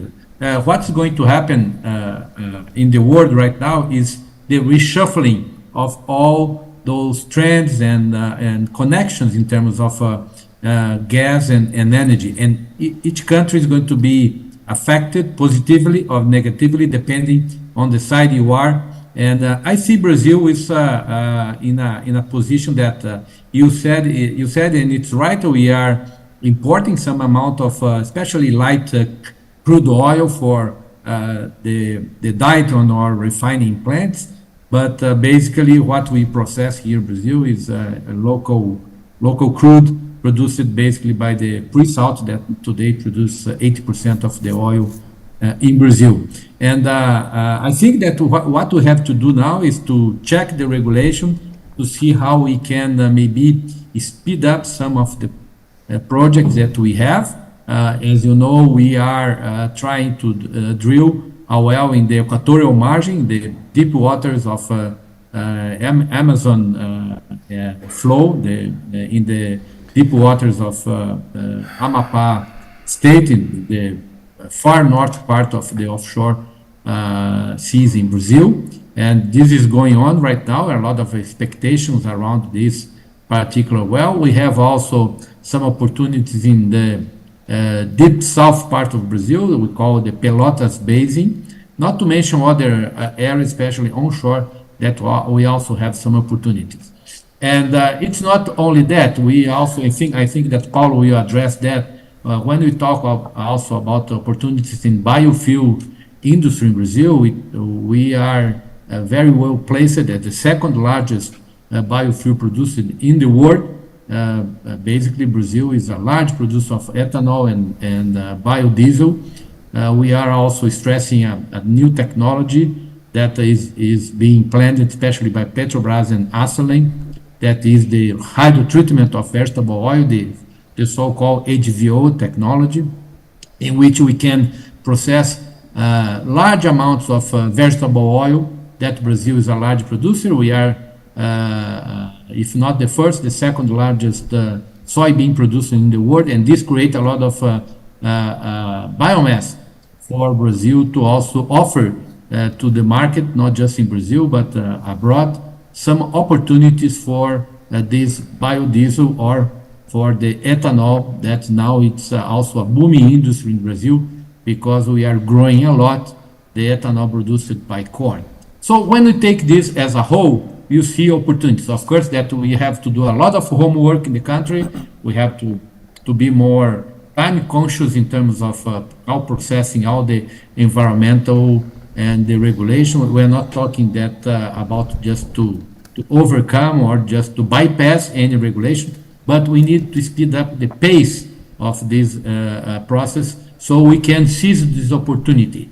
Crises, they create difficulties, and we are very sorry about by what's happening right now in the Middle East, but at the same time, of course, create opportunity for some countries, and we have to seize these opportunities also. For Brazil, we are a very stable country. We don't have any events, we have no military issues, no terrorism, etc. So this is an opportunity that we may seize in this current world situation. That was, Tom, my first comments. Thank you very much for this opportunity again. Yes, thank you very much, Roberto. And I'm glad that you alluded to the equatorial margin activity. Of course, the Morpho well is currently being drilled there, much anticipated in terms of the results there. And that kind of leads into the next theme I wanted to ask you about, Rachelo. We've talked about the need for long-term reinvestment in the business, which has perhaps been a bit challenged by investor focus on shareholder returns, particularly since 2022, I would say. So how do you see that dynamic playing out over the longer term, and do we potentially see a kind of paradigm shift on the reinvestment versus returns spectrum? Yes, first of all, I'd like to thank BRATECC and Baker Institute for inviting me. The panelists, is a very good opportunity to discuss a little bit. I'm very glad to be here. Yeah, I've been in this industry for a while, and I've been seeing several differences. I will start maybe this few remarks by bringing information about the study that I have read recently of the Wood Mac. And it's a very simple yet powerful idea that the oil industry is facing longevity challenging right now. And this is not only because of the decarbonization. In fact, oil and gas industry today is facing two different challenges. The first one is we have to keep investing so we can keep the production at the same level and to generate cash flows for the next years. And at the same time, we are now seeing a pressure of the shareholders to keep doing a very strict capital discipline that we are doing from the past few years. And just to put this in perspective, WoodMac has studied the balances and the information about the third large oil companies. And those companies, if as a group, if we put together from only the commercial existing projects that they have, from 2025 and to 2040, 40% of the output of those companies is going to be replaced. And if we maybe just for analysis to decide that, okay, they are going to keep their market share as it is right now, they're going to add 22 million barrels a day by 2040. This is equivalent of 2 Permian basins, or maybe a dozen of projects like Guyana size. This is a lot of oil. And in the past, when we had this kind of challenge, oil companies usually spend money on exploration, or maybe add more reserves on our portfolio by doing M&As, or maybe invest in projects. But this is no longer working right now, because just to give another number, most of the companies are now distributing something like 20, 30, 50% of the operating cash flow through dividends or share buybacks. Reinvestment share is about 50% of what they were 10 years ago. So we cannot spend a lot of money on reserves anymore. This is not possible. Banks are much more restrictive to the oil companies. Investors is also very reluctant to keep investing in this kind of market. So the debate here is not only for the environment discussion, it's how energy policy, how market is evolving, and how those factors are affecting the way that we are now doing business in oil companies. Investors are looking for short-term return of their capital, and this is something that affects us a lot. And of course that we can, after discuss the numbers and what we are doing from replenish of our reserves, but I just want to put this in perspective because this is something very important that we are dealing with right now. Absolutely. Yeah, you raise tons of good points I would like to revisit. And, you know, independents and majors alike set these very specific targets for new project FIDs post-COVID. You know, the studies we've done suggest if they do kind of hold on to those targets, let's say a maximum break-even price of $40 per barrel for new FIDs, that could lead to a potential liquid supply loss on the order of 4 million barrels by the mid-2030s. So I think that's definitely something we should get into in a little bit more detail at some point in the panel. And then for our third panelist, I will turn to Paulo Macedo. Paulo, you know, Brazil is the second largest biofuels producer globally, just after the US. Obviously, there's some signal that biofuels could be a net beneficiary of the current conflict that we're seeing. But what's your outlook for the industry, both in the long and shorter term, as we get into this much more uncertain energy picture? Thank you, Tom. First of all, thank you, BRATECC and Baker Institute for the invitation. Thank you, Tom, for accepting to moderate this panel. Roberto and Richelo. Really nice to be with you guys. I just wanted to actually begin with, just want to join Ardenghi when he said that he was sorry about what's actually going on, especially with the lives lost in the Middle East. And I just learned actually yesterday, and I think I speak on behalf of my former colleagues from Shell, Alejandro here, Gustavo over there as well, that our facility in Qatar was hit. And we had a few sad incidents there. And I actually I'm personally touched because I lived there for almost three and a half years in Doha, and I visit that facility, I don't even know, once a week. So I know exactly what it means. So I am really sorry for everything that's going on there. But my goodness, what a week, and what a year, right? I could actually join the discussion on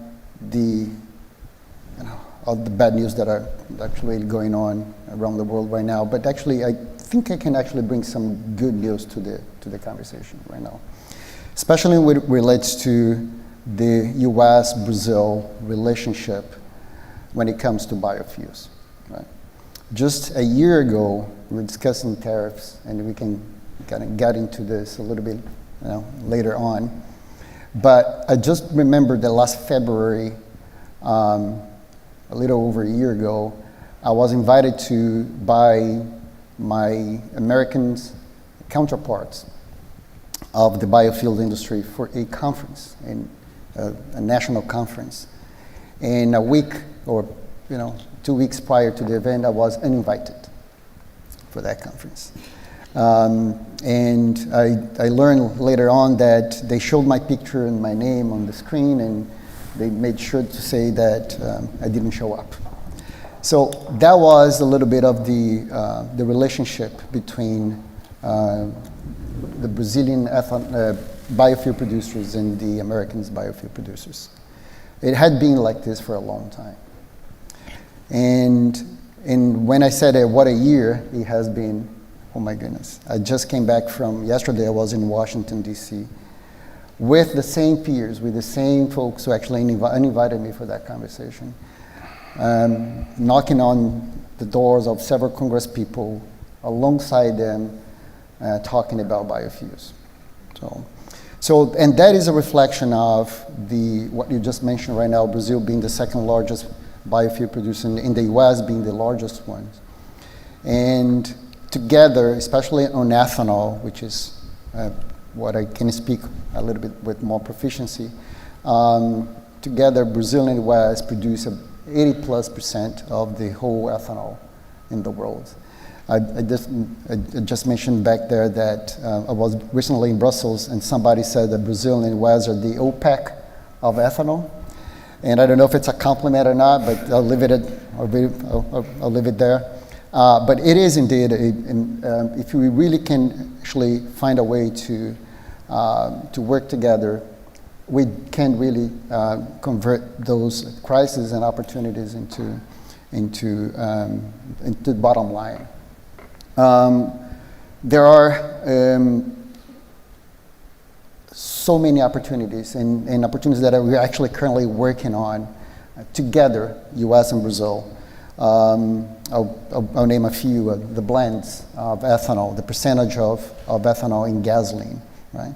Even prior to with the war in Iran, we had been talking about the need to increase the blend into gasoline, not because we want to displace gasoline or petroleum. It's just, we want to make sure that the world will have enough energy for the demands that are coming, right? We are and finally, I think the U.S. is finally agreeing with us that we need all the energy we can produce, right? And then we need science to guide us on what are currently the technologies that are going to be more beneficial to both the environment but also the economy as well, right? And of course we need international standards and methodologies that will really tell us what are the best solutions that we have currently, especially in terms of decarbonization. And then finally, the US has actually decided to join Brazil in this battle. We are seeing an increased interest in expanding the blend of ethanol in the US from E10, which is the 10% ethanol into the gasoline, to E15. Same thing in Canada. Canada is already looking into E15. Central America, Guatemala, Costa Rica, Nicaragua, El Salvador are also discussing. Actually, Guatemala is going to implement E10 July 1st. There was a law that was created in 1985 and was just dormant, was just there. And then finally they decided to be more pragmatic and put that in place. Chile, Colombia, those are countries that are also studying. E20 in the EU. They are, Europeans don't really like biofuels because they had the mindset on hydrogen and electrification that now they're actually talking and analyzing the benefits of biofuels. And then you see Japan, E10 for 2030, E20 for 2040. Vietnam, Philippines, Indonesia, Pakistan, Nigeria, Congo, Zimbabwe. Those are countries that are currently discussing with both Brazil and the US the opportunities to increase the blend into gasoline. But then we have maritime, right? We have a really, really important vote in November of this year of the net zero framework for maritime. The net zero framework will create an opportunity for ethanol as a alternative fuel for maritime. You're talking about 300 billion liters of the current market for maritime fuel, and if ethanol can capture 10%, we're talking about 30 billion liters additional. And then you have SAF. Despite now the hype has kind of gone a little bit as today actually the CEO of most of the European airlines are actually gathered in Brussels to push back on the mandates on SAF, given what's going on in the Middle East, because they said if I had to incorporate as well a higher cost fuel into the price of the tickets, I'm going to lose all my passengers. Right? Europe it's a very peculiar market because they have the train as a product replacement. But anyways, still SAF is gonna be a major opportunity moving forward, maybe a little bit longer than we expected. But then you have bioplastics, right? Also with ongoing discussions in Europe and in Asia. And this was just made possible when Brazil and US decided to actually work together to really explain the use, the science, and the benefits of biofuels alongside oil and gas. So I'll leave it like that and then wait for the other questions. Thank you very much for those initial comments, and then definitely a lot to delve into there. That's fascinating what's happening in the biofuel space. I do want to kind of tease out some of the oil and gas questions, maybe before we jump into the sustainability portion in more detail. But Rachelo, I'd like for you to give us a view from Petrobras specifically. Of course, there is this kind of a narrative that potentially Brazilian production peaks 2031, 2032. The global kind of reserves replacement trend has not been trending in the right direction if we need to get to those, as you said, equivalent of 2 Permian basins by a certain point in time. So help us understand how Petrobras is thinking about this reserve replacement question beyond the pre-salt and beyond high impact wells like Morpho. What do you kind of see as the upside potential from the equatorial margin, from Pelotas Basin, and are we looking at another kind of part of Petrobras's history where they return to this internationalization trend, trying to find reserves further abroad, whether Colombia, Africa, and getting out of Brazil a little bit? Yeah, just to give it a perspective, maybe 30, 40 years ago, Petrobras at that time was exploring just basalt. And at that time, we decided to went abroad to explore all the alternatives outside of Brazil. So we came to US. We are here since 1987. We invested here, we invested in Japan, we invested in Europe, and we start a process of internationalization of Petrobras at that time.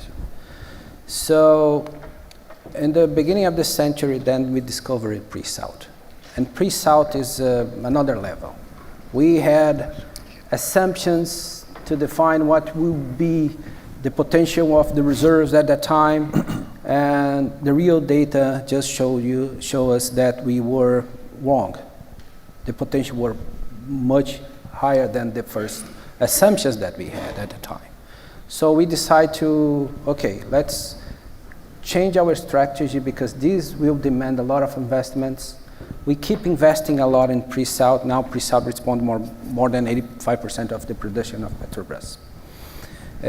We have two giant fields that produce more than 1 million, Búzios and Tupi, and we also have Mera that also is keeping the same level. And then even today, we are producing, as I said, more than 80% of our oil from pre-salt, and for the next 5 years, we are going to keep investing just in upstream $70 billion for the next 5 years. And we are now seeing more TAN systems. When I mean system is a FPSO, that is that vessel that has all the equipments to separate oil, gas, and send back the CO2 to the reservoir, plus all the subsea equipments, plus the wells. Each system like this cost us like $5-6 billion. So we are now planning more TAN. This is our public information of our strategic plan. So we keep investing a lot. But now we still have potential. We're still looking for alternatives like equatorial margin. Equatorial margin is something that we are exploring right now. We still have in the south another basin that is Pelotas Basin. We have just announced a new discovery of natural gas in Colombia 1 week ago. And we also invest in several spots, hot spots. I've been in Africa, such as Namibia, such as South Africa, such as São Tomé and Príncipe. So we are now looking what's going on in the world, and we are taking position on exploration. And this is as business as usual for our company. Our company has a ratio that is called R&P, as the relation of what you produce and what reserves you have. And as this ratio comes to get like a 12, like we are now, we keep investing. This is the business as usual. So your response is yes, we are looking for what we have. Of course, that we still have a demanding country. We still have oil for the oil companies, for all the other countries. And we believe that we need to keep preparing the future by consolidating, by balancing investments in oil in a way to finance the energy transition. And this brings us to a good discussion because Petrobras is now investing a lot on CCUS. And CCUS is a good example on how to balance oil investments and energy transition. Because as we produce oil, this oil comes with natural gas and comes with CO2. Mm-hmm. Petrobras last year injected a quarter of all the CO2 injected in the world. Only Petrobras. A quarter of what was injected in 2025. So we are now seeing CCUS as an option because it's a way to keep producing oil with better CO2 content. So we are now producing the same oil, but with lower carbon intensity than 15 years ago. 50% less carbon intensity, the oil from the pre-salt against the oil that we produced 15 years ago. plus a bridge to the future. So we are now developing technology to allow us to have CO2 injection as an alternative for the future. So this is the way we see. This is the way that we can follow a track of energy transition in the future in a better way by investing in oil. Great insights, and yeah, it makes a lot of sense on the internationalization point in particular. Roberto, I'd like to turn to you for a question as well, kind of more on the traditional energy end of things. Of course, you work with a lot of different companies within Brazil, whether we're talking about large players such as the NOC or smaller independents that have emerged in recent years. And of course, this is a dynamic kind of thing that's happened in Brazil for maturing basins such as the Campos in particular. You get smaller oil companies that come in, buy assets, optimize operations. It's maybe easy to focus on Petrobras just given, you know, they operate 90% of Brazil's offshore production. But what is your perspective from, you know, the smaller players in Brazil? Are they still looking at M&A opportunities, trying to fill the reserves hopper? Are they potentially looking abroad at increasing their resource base in other locations outside of Brazil? That's a good question, Tom, because at this point in Brazil, we have a quite large pool of companies that are registered as operators in regulatory agency, ANP. As of today, we have 78 companies, and those companies are local companies, international companies, independent junior companies, companies that are national oil companies, and so forth. So that's the beauty of the process we have right now in Brazil, because we have a regulator that is at the same time organization that promotes the bidding rounds, and those opportunities are open to the market in many times during the year. The regulator is right now planning a very important bidding round middle of this year, just focus on the pre-salt areas, the fringes of the pre-salt, and we have around 22 new areas, and also some areas in other exploratory bases are coming to be offered as though they plan this schedule of bidding round. So the perspective is good because we have a good environment. We have, as I mentioned, we are a country that has a long tradition of respecting countries, respecting contracts, a rule of law, and a very good kind of environment for investing. The issue that we have in Brazil is really to speed up the pace of these investments, and also, as Richello mentioned, how also to apply a lot of technologies to reduce even more the amount of global CO2 and other greenhouses gases that we have, and that is a mandate today. We need to address this, and as a matter of fact, here in the IBP we have done already 3 inventories for CO2 emissions in our industry, and surprise, we have reduced the CO2 emissions in the oil and gas industry in Brazil during the last 3 years by 14%. So this is a huge number because we are producing more oil with less emissions. That, I think, this is a key part of the perspectives and the futures we have for the industry in Brazil.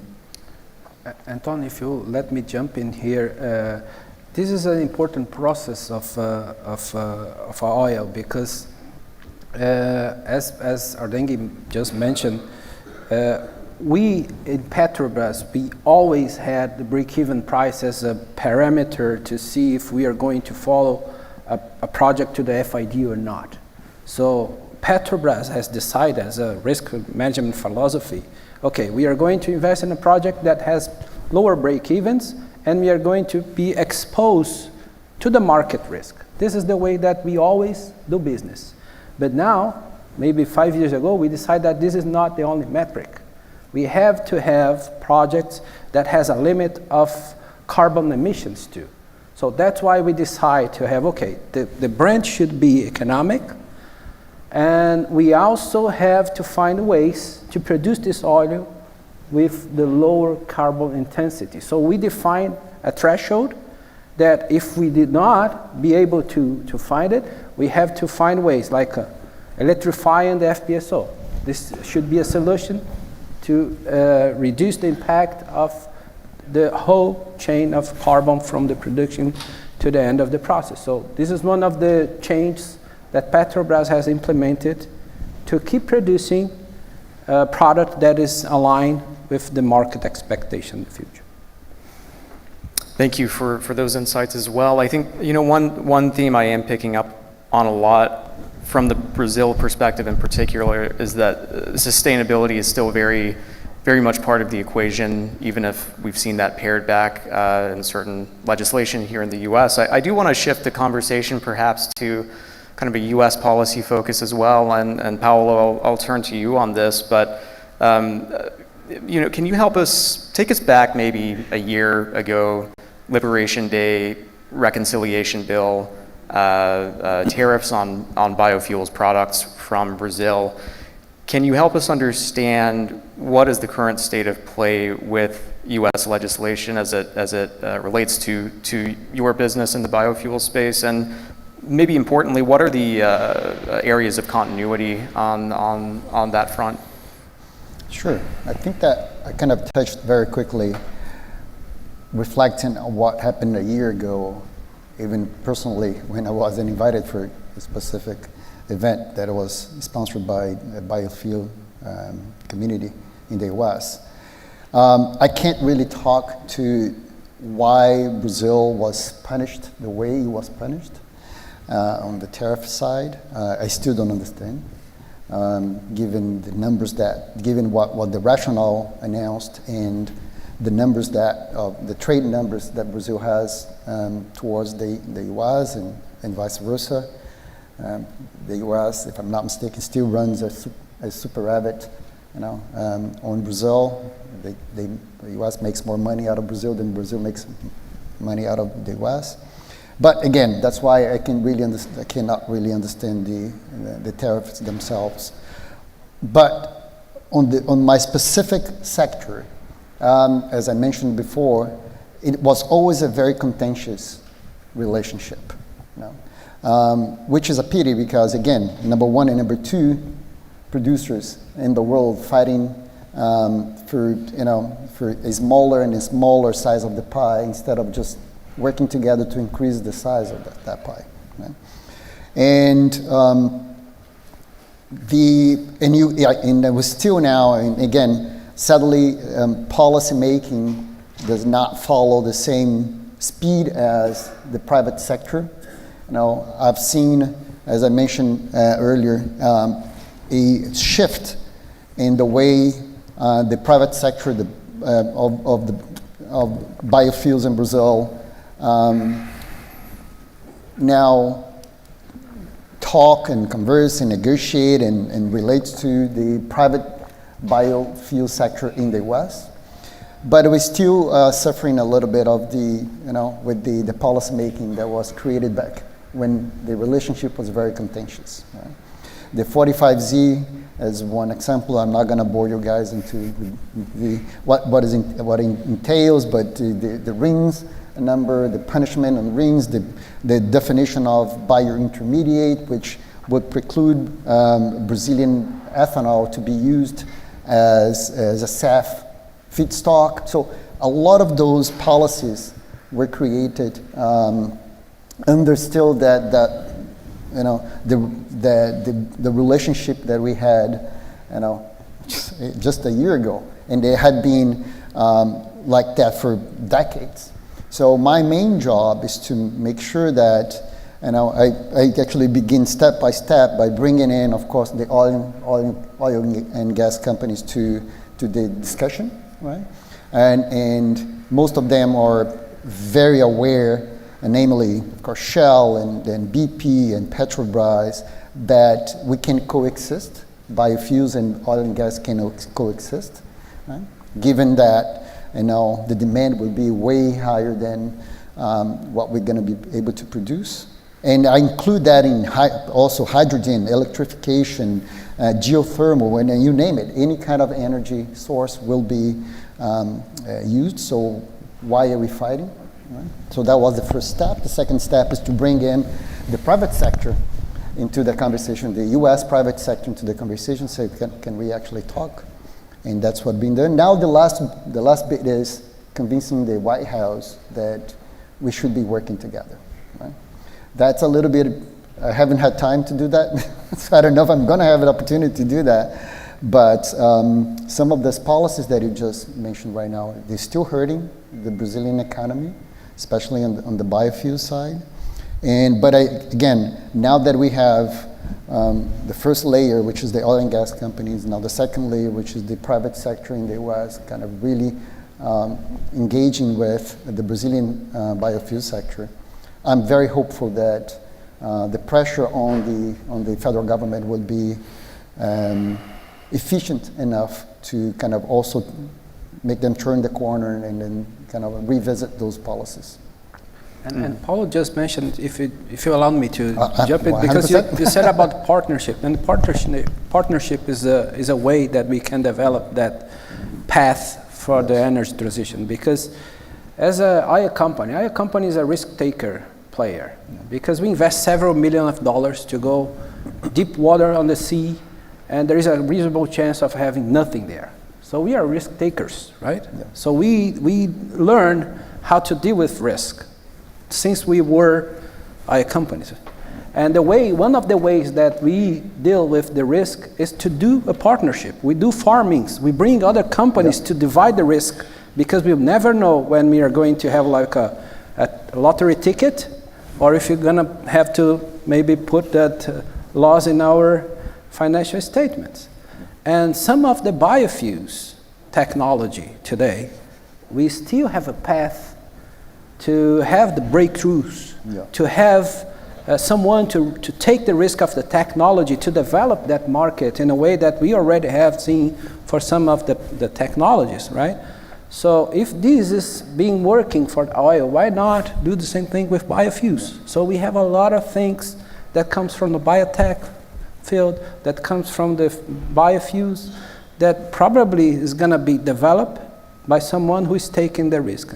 And our companies are risk takers. Why not use this knowledge, the way that we do business, to contribute to the energy transition for the future in the partnership as it made. No, and if I may, Tom, can I? May I? Absolutely, yes, please.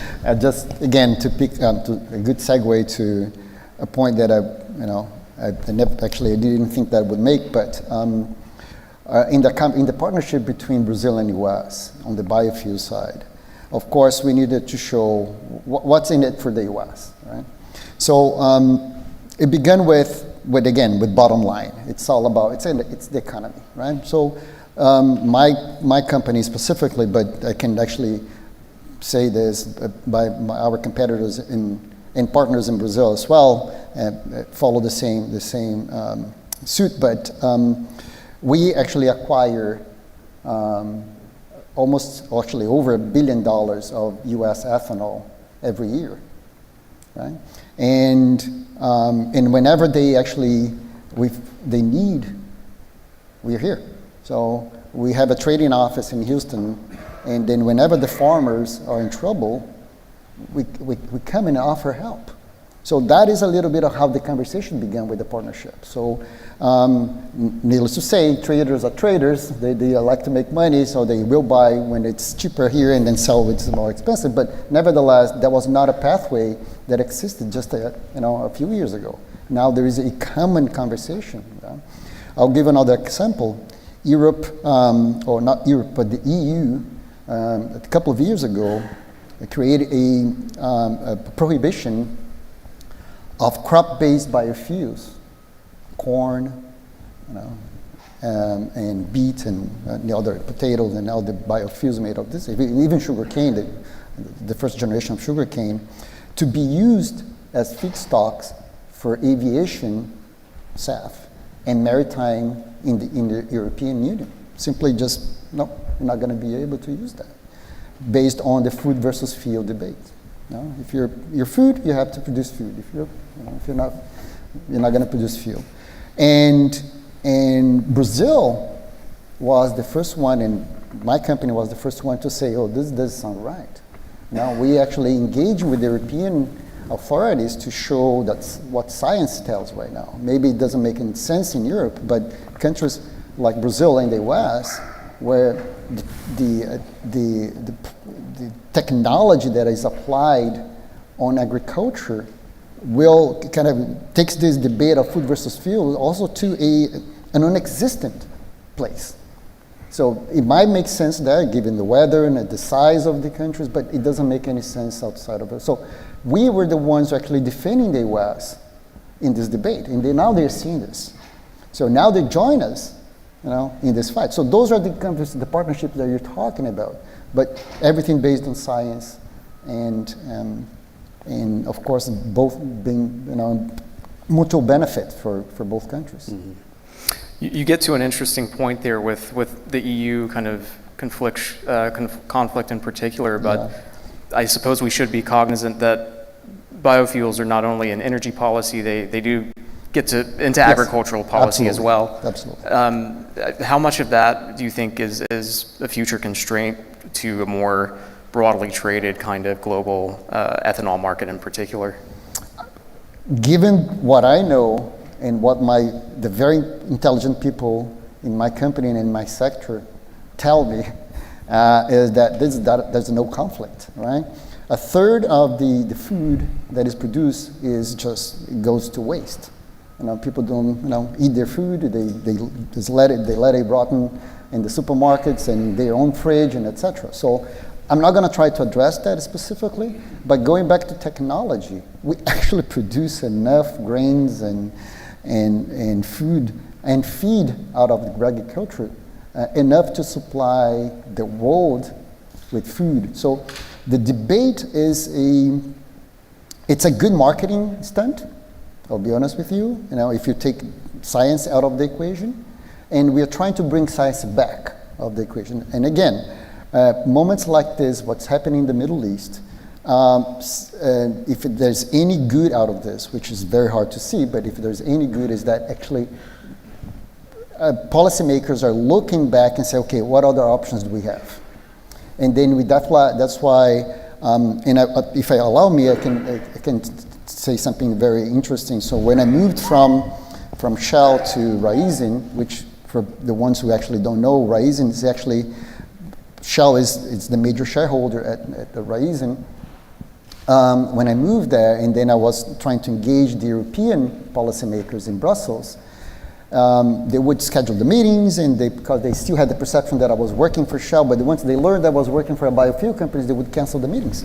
They say, well, we don't want to talk to you guys. Right? Now they're inviting us back to say, okay, can you tell me a little bit more about biofuels? Is it really the food versus fuel debate is really real? So we can see that. Sadly, it's because of what's going on. I wish it happened as a natural desire to learn more. But again, let's take that opportunity to really actually, now they have open ears to really kind of make the case and look at science as it should be looked at. Mm-hmm. I want to stay on the sustainability topic, but broaden it out perhaps a little bit more to COP30, which of course happened in Belém last year in Brazil. Roberto, can you just provide your takeaways on last year's COP30 and what we should be looking forward to in COP31 as that approaches in Turkey this year? Being very frank, COP30 for me was a kind of a disappointing because we don't see a lot of concrete results coming out from the conference. Of course, there are all those negotiations that we advance some topics, but there is no decision on the hot topics. And I think that one of the reasons why we have this kind of disappointment is because people tend to simplify what is very complex. And I'm talking about the energy transition. We had in the last years a movement very, very strong that defends an idea that we have to do a very speedy and maybe unbalanced energy transition. And what's happening today in the world, especially after the conflict in the Middle East, proves that there is no simple solution. We have to do this in an organized way because the hurdles in terms of the economic of the countries, and I'm not just talking about oil producing countries, I'm talking about including importing countries, and everybody depends somehow from the fossil fuels. So if we want to do an energy transition, we have to spend a lot of money in technology, and we have to understand that each country has a different pace and a different situation that has to be assessed by those kinds of multilateral negotiations. That was my take on this topic. Right, and I think you kind of underlined maybe some of the underwhelming results of that. Of course, there was this 25% emissions reduction number that was kind of thrown out, but also that was simply moving the existing targets back to 2035 from 2030. So perhaps not as much progress on the decarbonization front there. And Tom, if may I just make a quick comment on COP and how I can translate to biofuels. I did tell you this fairy tale story that I kind of told you guys about biofuels in a good moment and etc.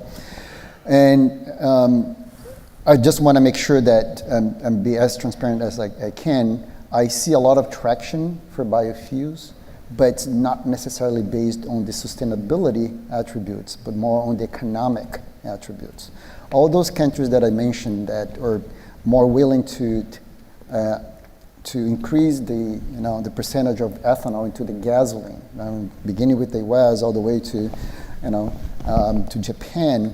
When I talk to and when we talk to the authorities, they are looking at the price of the gas at the pump.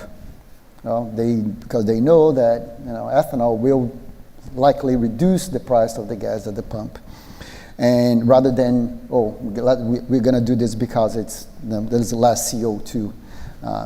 So it has taken a backseat right now in every single discussion. Maritime is an example. I mean, it began the conversation around looking for alternative fuels, low carbon fuels in maritime was 100% sustainability driven. Now it's okay, let's look for something that is less expensive than what we have, right?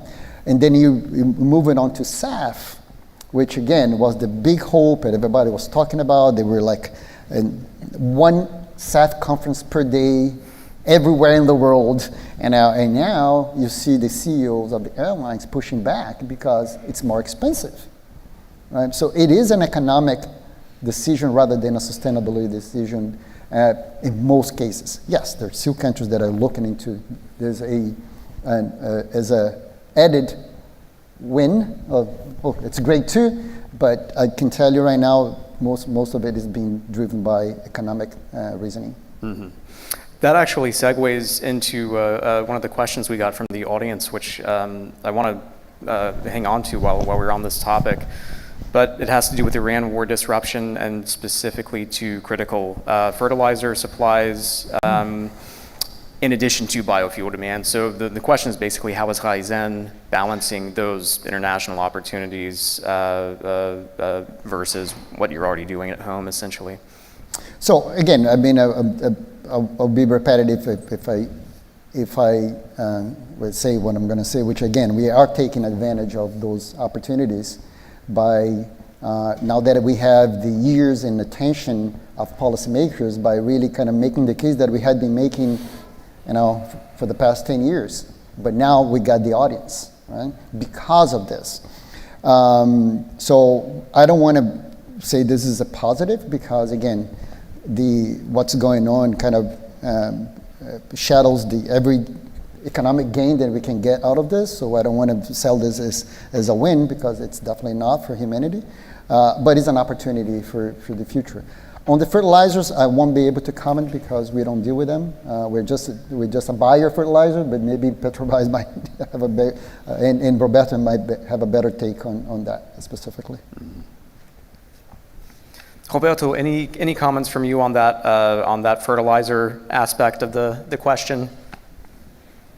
It's a hot topic, especially in Brazil, that it's a huge agricultural producing country, and we import 85% of our fertilizers. And when we talk about fertilizers, especially for Brazil agricultural industry, we are talking about urea and ammonia, and both are today produced using huge amounts of natural gas. So that takes me to the issue of how and why Brazil is producing so low amount of gas. Of course, that there is a lot of geophysics and geological issues, because normally in Brazil, when you drill a well for looking for hydrocarbons, what comes first is oil and some gas associated. It's different from what we have in Russia or Qatar or including in the United States. But I want just to emphasize one point on natural gas issue that is a point that we have in Brazil. And again, we are talking about the regulation and how we are in terms of regulation somehow behind the schedule, is about shale. Because in Brazil, surprisingly, we cannot use hydraulic fracturing, the so-called fracking, on non-conventional onshore place, onshore areas. There is a decision from a judge in Brazil that this decision is completing 10 years already, and we are trying to overcome that and make the legal appeals. But with this decision, Brazil cannot continue to explore the opportunities in shale gas that we have around the country. And this, of course, creates a lot of issues for us in terms of increasing our gas production. Thank you for that.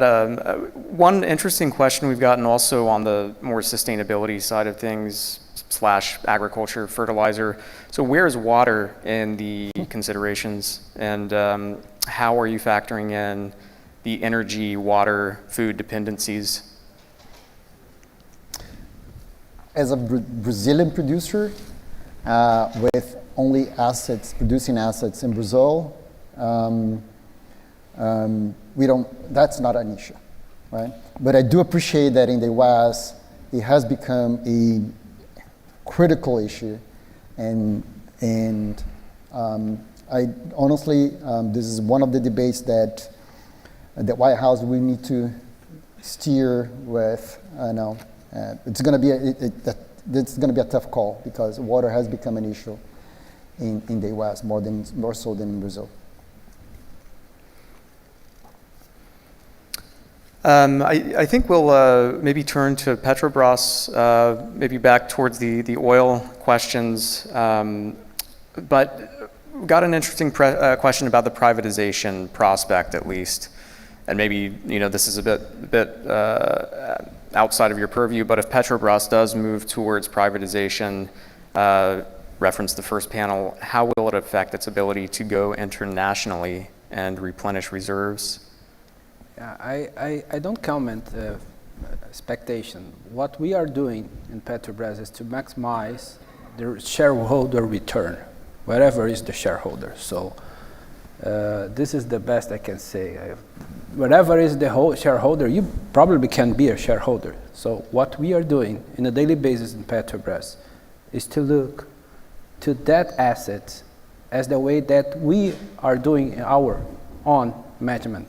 And this is what the Brazilian law asks us as equivalent of public administration.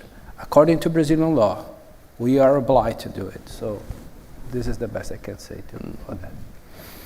Understood. We do have a question about Venezuela. I suppose it's a bit unavoidable in a energy panel, and it probably would have come up a lot more just a month or two ago. But perhaps for you, Rachelo or Roberto, do you see Venezuela as the buyer of oil products for the near future demand? And what are the kind of considerations we should think about in terms of technical capacity and legal commercial frameworks with that?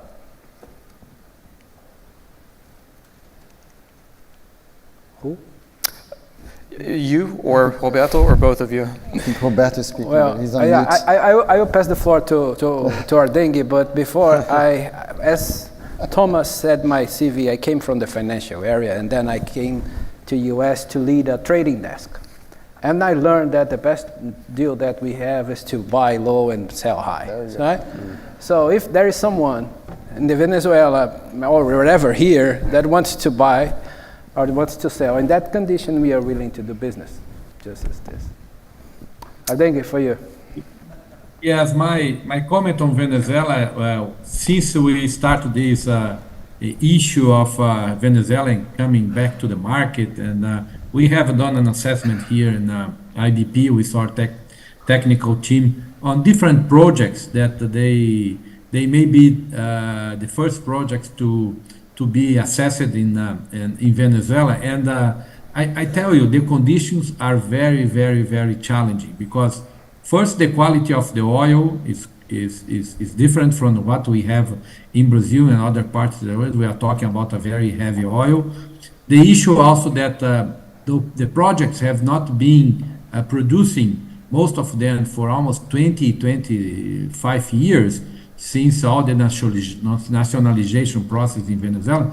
This will create a lot of difficulty for restarting the project. We have to rebuild a lot of infrastructure, not to mention all the issues that we still have in Venezuela in terms of regulation, political risk, etc.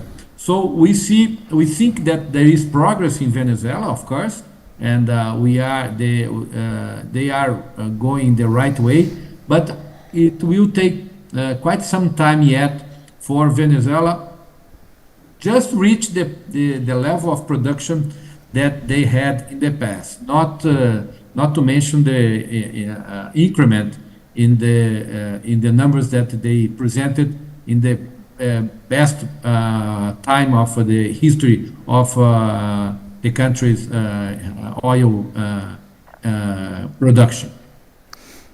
And this is a very important point that Ardeng just mentioned, because not all the refineries are the same, not all the oils are the same, not all the markets demand the same products. Mm-hmm. And there are some flows that are natural, fits better one refinery to another. So this market has signs all the time, so they try to maximize the flows all the time. So the Venezuelan oil is going to find the best value for that oil in terms of refineries and markets. This is the way that the oil company works. Right.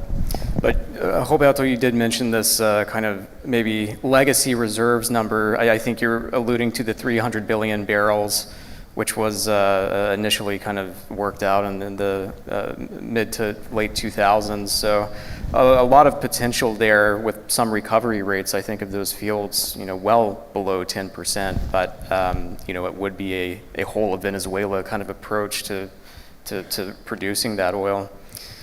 Roberto, another maybe more fuel-related question for you that we've gotten, more specific, I suppose, to the refined fuel market in Brazil. But where do you see the short and long-term future for refined fuel imports and exports? Yes, that's an issue we have in the country, because in spite of being a quite big oil producer and exporting, today Brazil is exporting 1.7 million barrels a day. We are the 9th largest oil exported in the world. we are short in terms of refining capacity to process all this oil for the local economy. So today we import around 25% of the diesel and more or less 10% of the gasoline for supplying the internal market. Not to mention the jet fuel, the LPG and other products.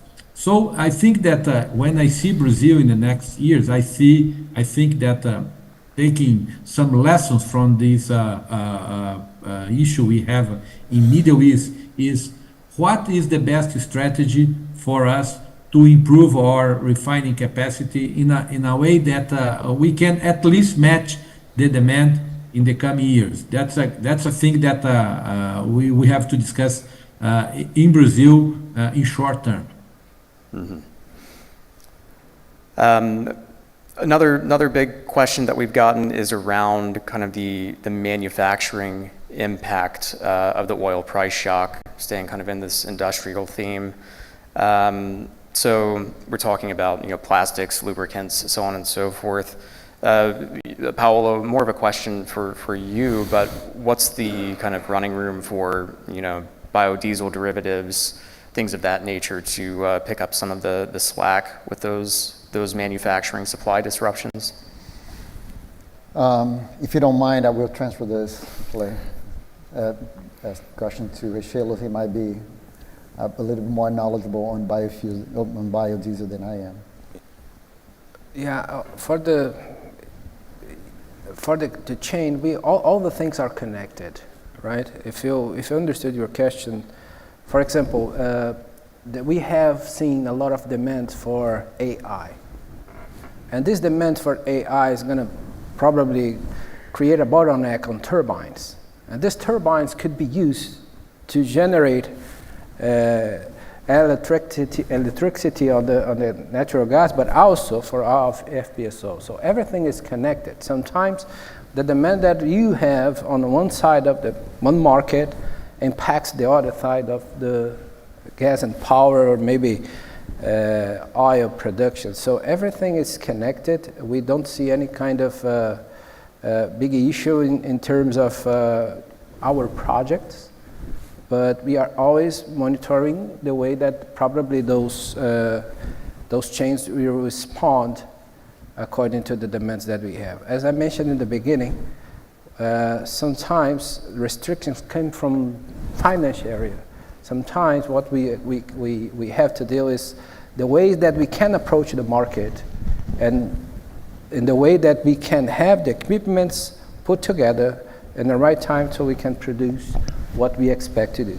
We have 10 new systems to be in place over the next 7-10 years. So we are always monitoring that thing. So this is the best I can say to you. Mm-hmm. I can actually add one quick thing on, which is it's not only for biodiesel, but also for biofuels in general. And I'll go back to my initial comments on 45Z. 45Z, which is a legislation that was created by EPA that would restrict almost to a maximum the ability to import foreign feedstocks, no matter what, UCO, biodiesel, ethanol, you name it. It's not a veto on importation, but it pretty much says that if a buyer imports a foreign feedstock, the buyer will not be able to generate any federal credits in the US. So it's pretty much a completely cease of importation. So this is still valid, it's still going on. The legislation is still out there, which I hope that it's going to be revised given the shortfall of biodiesel in the West right now. Mm-hmm. Yeah, and that comment period, I believe, for the yes. 45Z regulations is yes. coming up in May. So yes, anything that we should be looking out for in that time frame? My only comment would be free market. Allow the traders, allow the private sector to really regulate themselves. The US never lost when there's a free market, because American producers in general are more efficient, they are technology driven, and they have the hard power to place their products anywhere they want. So there is definitely there's no need for protectionism, and especially coming from the US. So that's my only comment. I hope that, again, if there is any good out of everything that's going on right now, would be a completely different lenses now on, on the energy sector in the US. Mm-hmm. Well, just jump for a quick comment on biofuels, because this is a hot topic also in Brazil, and as I mentioned, biofuels is a huge opportunity for Brazil, especially today. But I think that there are two pillars that we need to address, or to be very focused, not just in Brazil, but also all biofuel producing countries. First, we need to be technology agnostics. So there is no matter the way that we produce the biofuels, if they comply with the quality, if the result of this technology can give you a product that is according to the regulation, that's fine. We have to avoid any kind of regulation, piece of legislation that kind of difficult the progress of technology, because the technology is evolving a lot. We talk about biodiesel today, but also we are talking about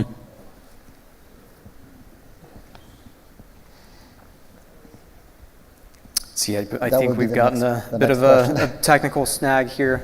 But we'll give it a few moments, and Roberto is back with us. Yeah. So it was my hands freeze. But what I want also to mention on biofuels, first is this is the one. And the second, the obsession for quality. This is a thing that we need to be very strict. Biofuel producing countries, they have to be obsessed by the way they produce and the need for every time. Okay, we are cutting to the camera up there, so hopefully Roberto. It's like the Oscars, right? Probably the time is over. Well, we don't have the cane, so okay, we'll give it a third time as the charm. Roberto. You're muted right now. My last point was just about quality. We need to be obsessed about quality, because this is the way that we are going to make sure that we produce a kind of product that can compete with fossil fuels that are very high quality, and we need to be very focused also on quality and technology agnostics. Mm-hmm. Thank you very much, Roberto. We have one question for Petrobras, and specifically how you are positioning the deepwater portfolio in light of everything that's happening. Also, this is very interesting for the LNG potential part of it, which I assume maybe refers to some floating LNG opportunities. Eni is very, very big into this space. Talk of them developing the Perla gas field offshore Venezuela this way. Big activity in Indonesia around this. So, is there any material kind of repositioning of portfolio in the deep water space, perhaps more towards a gas focus? And obviously, you've got your core projects, Buzios adding, I think, 5 FPSOs over the next 4 years or so. Petrobras has a market that roughly a third of the market are, the demand is created by thermoelectrical power plants. And Brazilian system is different from the rest of the world, because most of the generation that we have comes from hydropower energy.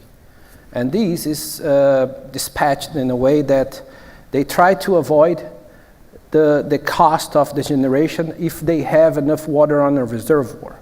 So the dispatch of natural gas power plants depend on the expectation of rain in the future. And this brings the challenge of having this power plants available all the time, And sometimes you are being dispatched and you have to be ready to supply that power plant with natural gas. And on the other side, as we've already mentioned, Petrobras has most of the wells with associated gas. So we cannot control the valve to avoid the supply of natural gas when we don't have the dispatch. So the way that we solved that problem was, okay, we are now bring LNG when we need it. So we have several regasification units through the coast of Brazil, and we are ready to import LNG, so we are short in terms of demand, when we need to supply the thermoelectrical power plant. This is the logic behind of Petrobras' position in LNG. And we, up to 2 years ago, we were exposed to the spot market. Every time that we need gas to our power plants, we bring LNG. Of course that we are looking for what's going on in the world, because we always have to be ready to import LNG when we believe that this is necessary. Of course that we've been buying a lot of LNG from the US. More than 80% of the imports that we have came from the US in the past few years. And for the LNG, we are, of course, in contact with everyone, from Europe to US to any kind of country that has LNG available. We already have signed 2 long-term contracts right now, recently. They are still under construction, those plants, and we are willing to maybe have 15 years of contract. For the production, as I mentioned, we produce oil, and oil comes with natural gas. And the way that we are now dealing with new projects, some projects we don't have ways to export gas yet, is to prepare the FPSOs to process and to bring natural gas as much as we can to the market, because we believe that natural gas has value. So every time that is economic to bring gas to the coast, we do. The floating LNG, which was one project that we studied 10 years ago, but at that time we didn't finish the FID at that time, but we don't have any kind of plans today to do it, because as I said, we are a net importer. So we are now ready to do this supply of our market by importing through contracts or through spot market. One kind of spin-off question on that. Your neighbor to the south has got the Vaca Muerta shale play. What is the potential kind of for more robust infrastructure on the natural gas side between Argentina and Brazil in the next few years? Yeah, one of the things that we have a huge supply of natural gas, and there is a remaining demand in Brazil, is to use the availability of the gas ball pipeline as a switch to Bolivia. This is one of the things that we've been discussed, but there is something that have to be solved, that is the pipelines to bring that gas to that place that goes to the north part of TBG. But this is something that we are always looking for solutions, because there is a lot of gas. Petrobras has demanding gas to supply all the demands that we have internally, so we are always ready to do it. Mm-hmm. Gotcha. Well, I'm cognizant of time. We are getting towards the end of the panel here. Kind of one maybe long arc of history question I would pose to all of you is, of course, we've seen these moments in history where there are big external energy shocks, and those do tend to produce completely new industries, set off innovation flywheels. I think biofuels in Brazil is very much the recipient of 1973, 1974. Yep. The deep water sector broadly also very much in that vein of thinking. So as we get into a deeper conflict, one that's potentially much more severe than anyone might have thought 3 weeks ago, where are you kind of looking for those innovation flywheels in the future? Are there any things we should be looking at in terms of known unknowns, for lack of a better term? Yeah, there's, well, on paper, a lot, but we need funding for that, right? The U.S. being the innovative, or the country that produced innovation at the highest level, had a big role. We have seen this changing in the past years with the One Beautiful Bill. Right?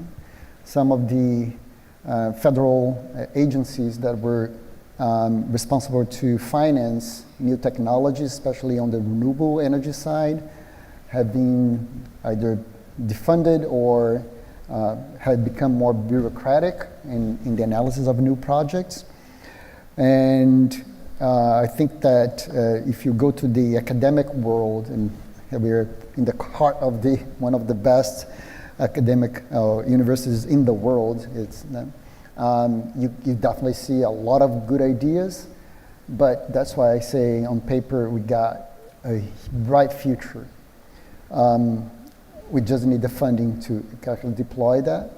Let me just take one step back on something that is, again, talking about the hype of SAF, that just a couple of years ago, and everybody talked about it, and then suddenly they find it, and like any other new technology, you need subsidies, you need policy that really stimulate, the private sector to invest in the long run. And with that gone, we come down to economics only, right? And then there's no new energy that will make sense economically right now, because it's decades of investments to, the results showing up, 20, 25, 30 years later. And we've seen this with SAF right now, right? While we had a lot of funding coming from different countries, especially the US, you saw the number of companies really backing SAF up, and now we're down to a couple, or maybe 5 in the whole world. So I can name some of those technologies, but again, they're on a piece of paper right now. Rachela? Yeah, I would not add something like this. This is market risk, as we call. It's something that we always have. This is something that we have to be prepared for. So if you do what you do in a good way, you are investing in technology since then, you have a very clear way to decide what you have, and you have robust process of investment, you can be exposed. Unfortunately, this was not the first, and probably will not be the last time that we have this kind of shocks. So we have to be prepared, we have to be resilient. And that's why we work on a daily basis to prepare Petrobras to those kind of shocks. So. And Roberto, I will turn to you on that question. Thank you, Tom. Yes, I think that the waves of this energy crisis, or not waves, maybe a tsunami that is taking place right now, will affect each country. And when I see Brazil well placed as an energy powerhouse, one of the energy powerhouses of the world in the future. But for that, we need also to be very focused on technology, how to do better the way we are doing right now. So improving efficiency, reducing costs. And when I'm talking about this, I'm talking about the traditional industry, oil and gas, but also I'm talking about the biofuels and other source of energy. If we manage to do that, I think that for Brazil, it's going to be a huge opportunity for taking a more important role in the energy outlook in the future. Thank you very much. Well, we're nearing the end. Are there any other comments that you would offer the audience today based on our discussions? Yes, I have a comment. I would like to ask Paulo Macedo where he bought his socks. That was my country, actually, in my hometown in Salvador, Bahia. At the airport. Sorry about that. I'll get some for you as well. All right. Thank you. You're gonna get that in the mail. One comment that it might sound unrelated, but I just want to go back to energy transition. You mentioned the sustainability aspect, and throughout this past few years, where I've been talking to policymakers in many regions of the world, and what the feedback that I get is the biggest concern to a more speedy deployment of biofuels is related to energy security. And maybe we from the biofuels and the renewable energy sector in general, we're not anticipating that how people would break down the term energy transition. Right? When you talk about transition, you're talking about something that will end at some point, right? It will be transitioning to something else.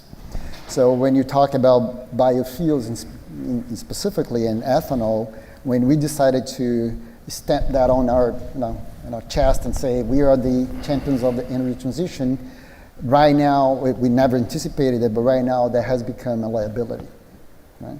So because we are now trying to convince that this is not an energy transition, it's just an energy transformation, and we're going to be here for the long run.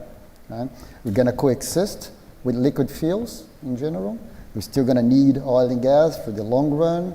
We're still going to need to work on decarbonizing the oil and gas industry through the technology that has been deployed or is being deployed as we speak, but also with the use of biofuels. And we're talking about a really, really long transformation. So that's one of the, if I have to go back 5 years ago and say, how are we going to call us, what are we going to do, what is the motto that we're going to, push forward with energy transition, with probably the terminology that I would change a little bit. Mm-hmm. Language is important. Oh, absolutely. What I would say is energy transition is probably the most challenging issue we have to solve as human beings. And we need everyone on board. We cannot select what's going to be inside, what's going to be outside. So we need everyone working to find solutions. And the solution will not be one solution. Probably it's going to be several different paths with different solutions that together is going to be probably the best cost-benefit relationship that we have. So I believe partnership is something important, as we mentioned. So this is a way of we do to mitigate risks. So let's open the discussion to see different alternatives, to see Brazil, as we mentioned during this morning, a well-positioned country because it has several resources available. So let's work together. We can make it in a fair and a gradually transition that we all deserve. So this is my main comment today. Yes, well, thank you very much for all of your contributions today. It's been a true pleasure, a lot of great information here. So please join me in applauding our panel for today's contribution. And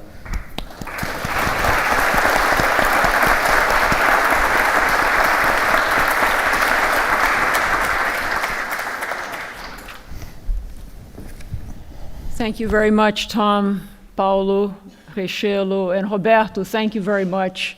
We really appreciate you calling from Brazil and participating in this conversation. So please, I'll let you guys stretch your legs now a bit. Really appreciate it. Good afternoon, everyone. My name is Carla Lacerda. I'm the president of the Brazil-Texas Chamber of Commerce. And I was given the very easy task of summarizing today in maybe 4 or 5 minutes. So I will do my best because we had a round of really fantastic speakers with a political and economic panel this morning, earlier in the morning before the break, and now with the energy and regulation panel. So let me begin here. And I'm going to pull back to Ken Medlock in his opening comments.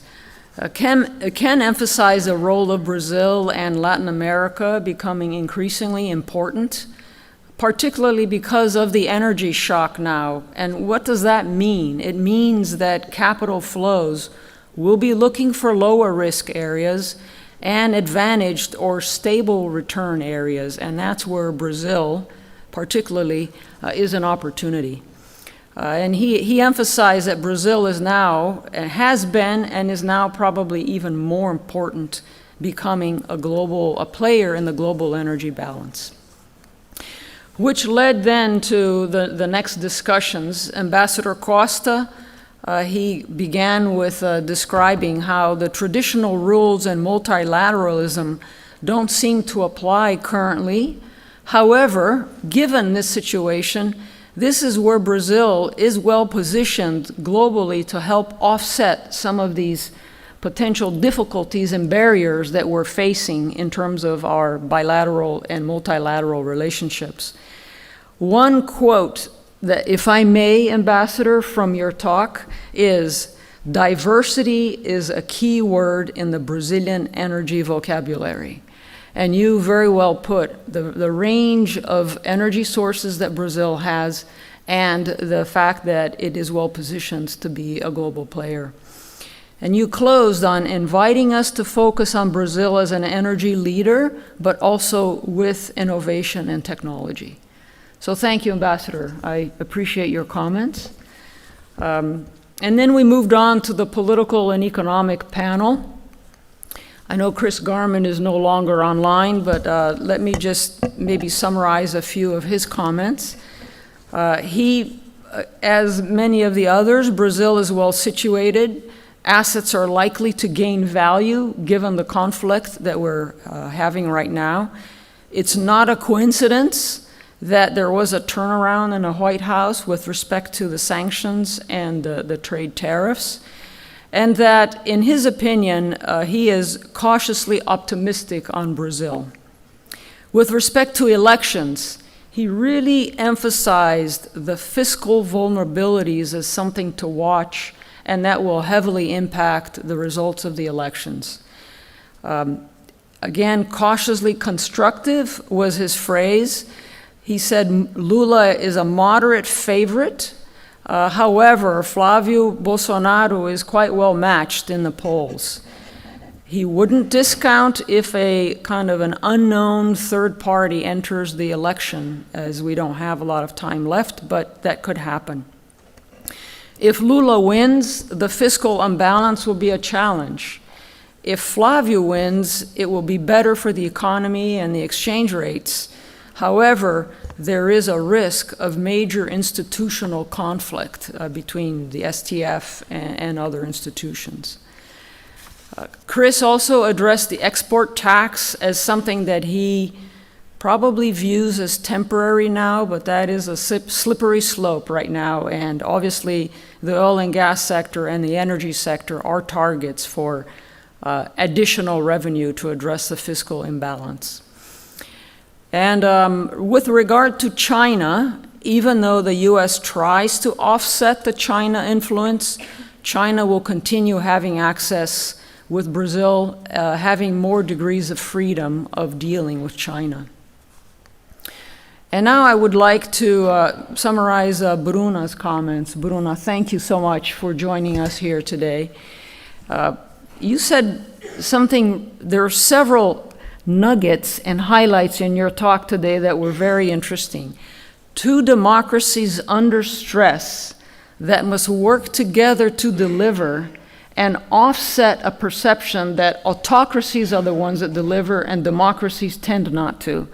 So that is the challenge for the Brazil and the US, right? Two of the largest democracies in the world. The other quote that I really loved was, Brazil and US act as imperfect mirrors. Fantastic, fantastic sentence, because it can pictorially describe exactly what's happening. You see that transactional opportunities in selected sectors can happen, and it can generate economic dividends. And that Brazil really is in a position not to be seen as a junior player, particularly in critical minerals and some other aspects where Brazil has a very distinguished place at the table. With respect to critical minerals, Bruna emphasized that Brazil needs to better understand the reserves, as only about 30% have been mapped.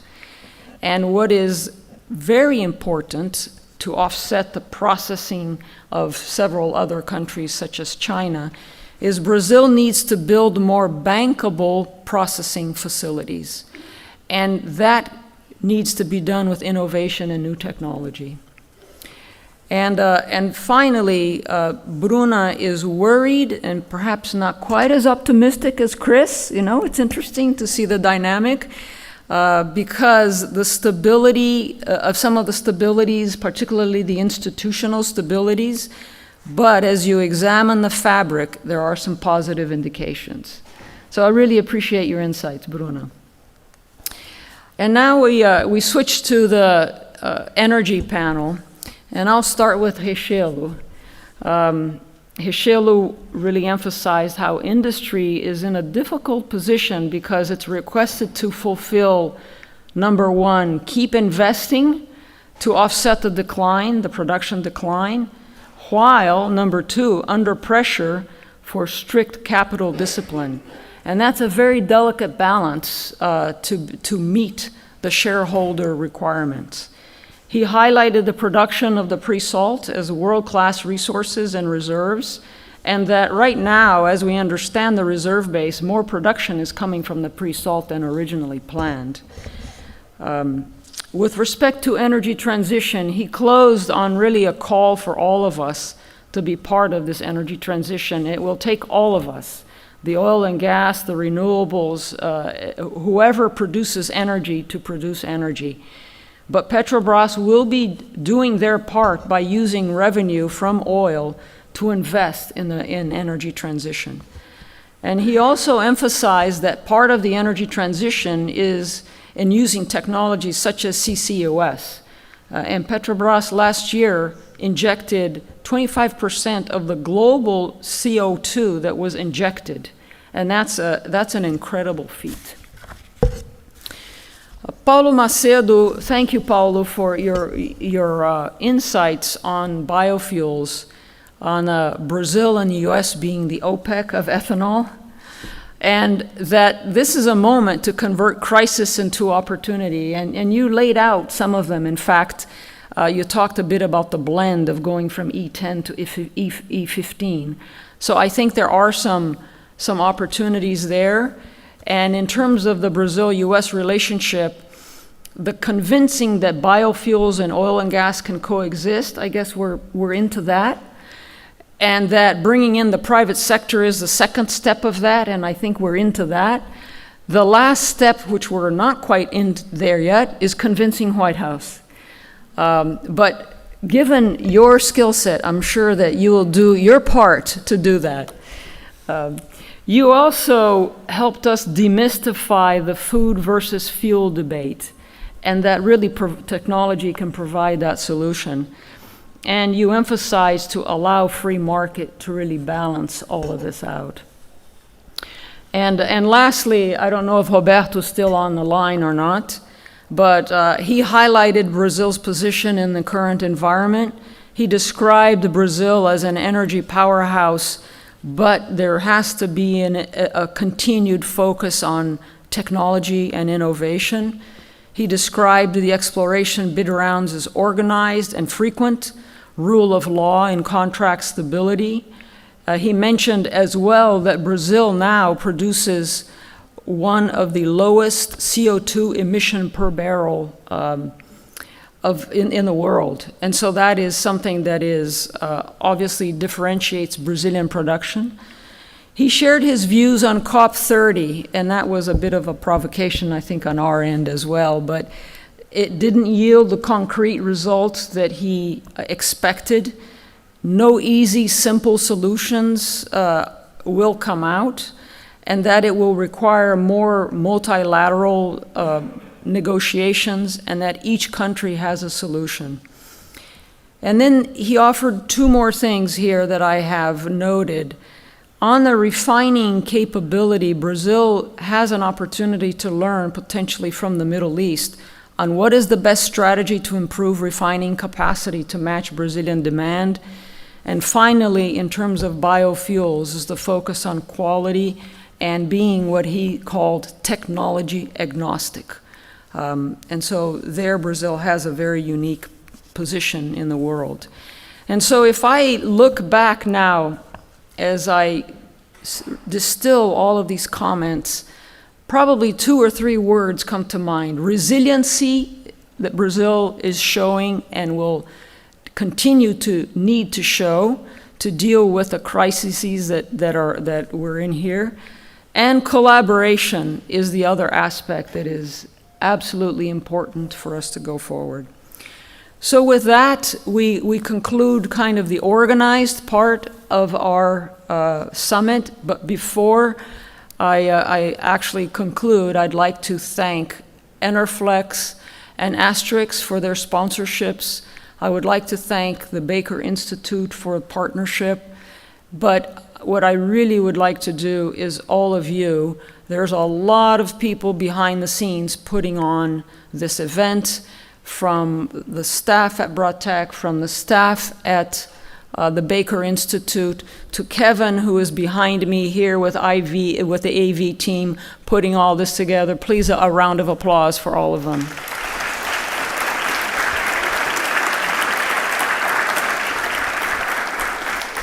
And with that, I thank you for your presence, and I look forward to seeing you next year, because we will have another Brazil Summit next year. Thank you.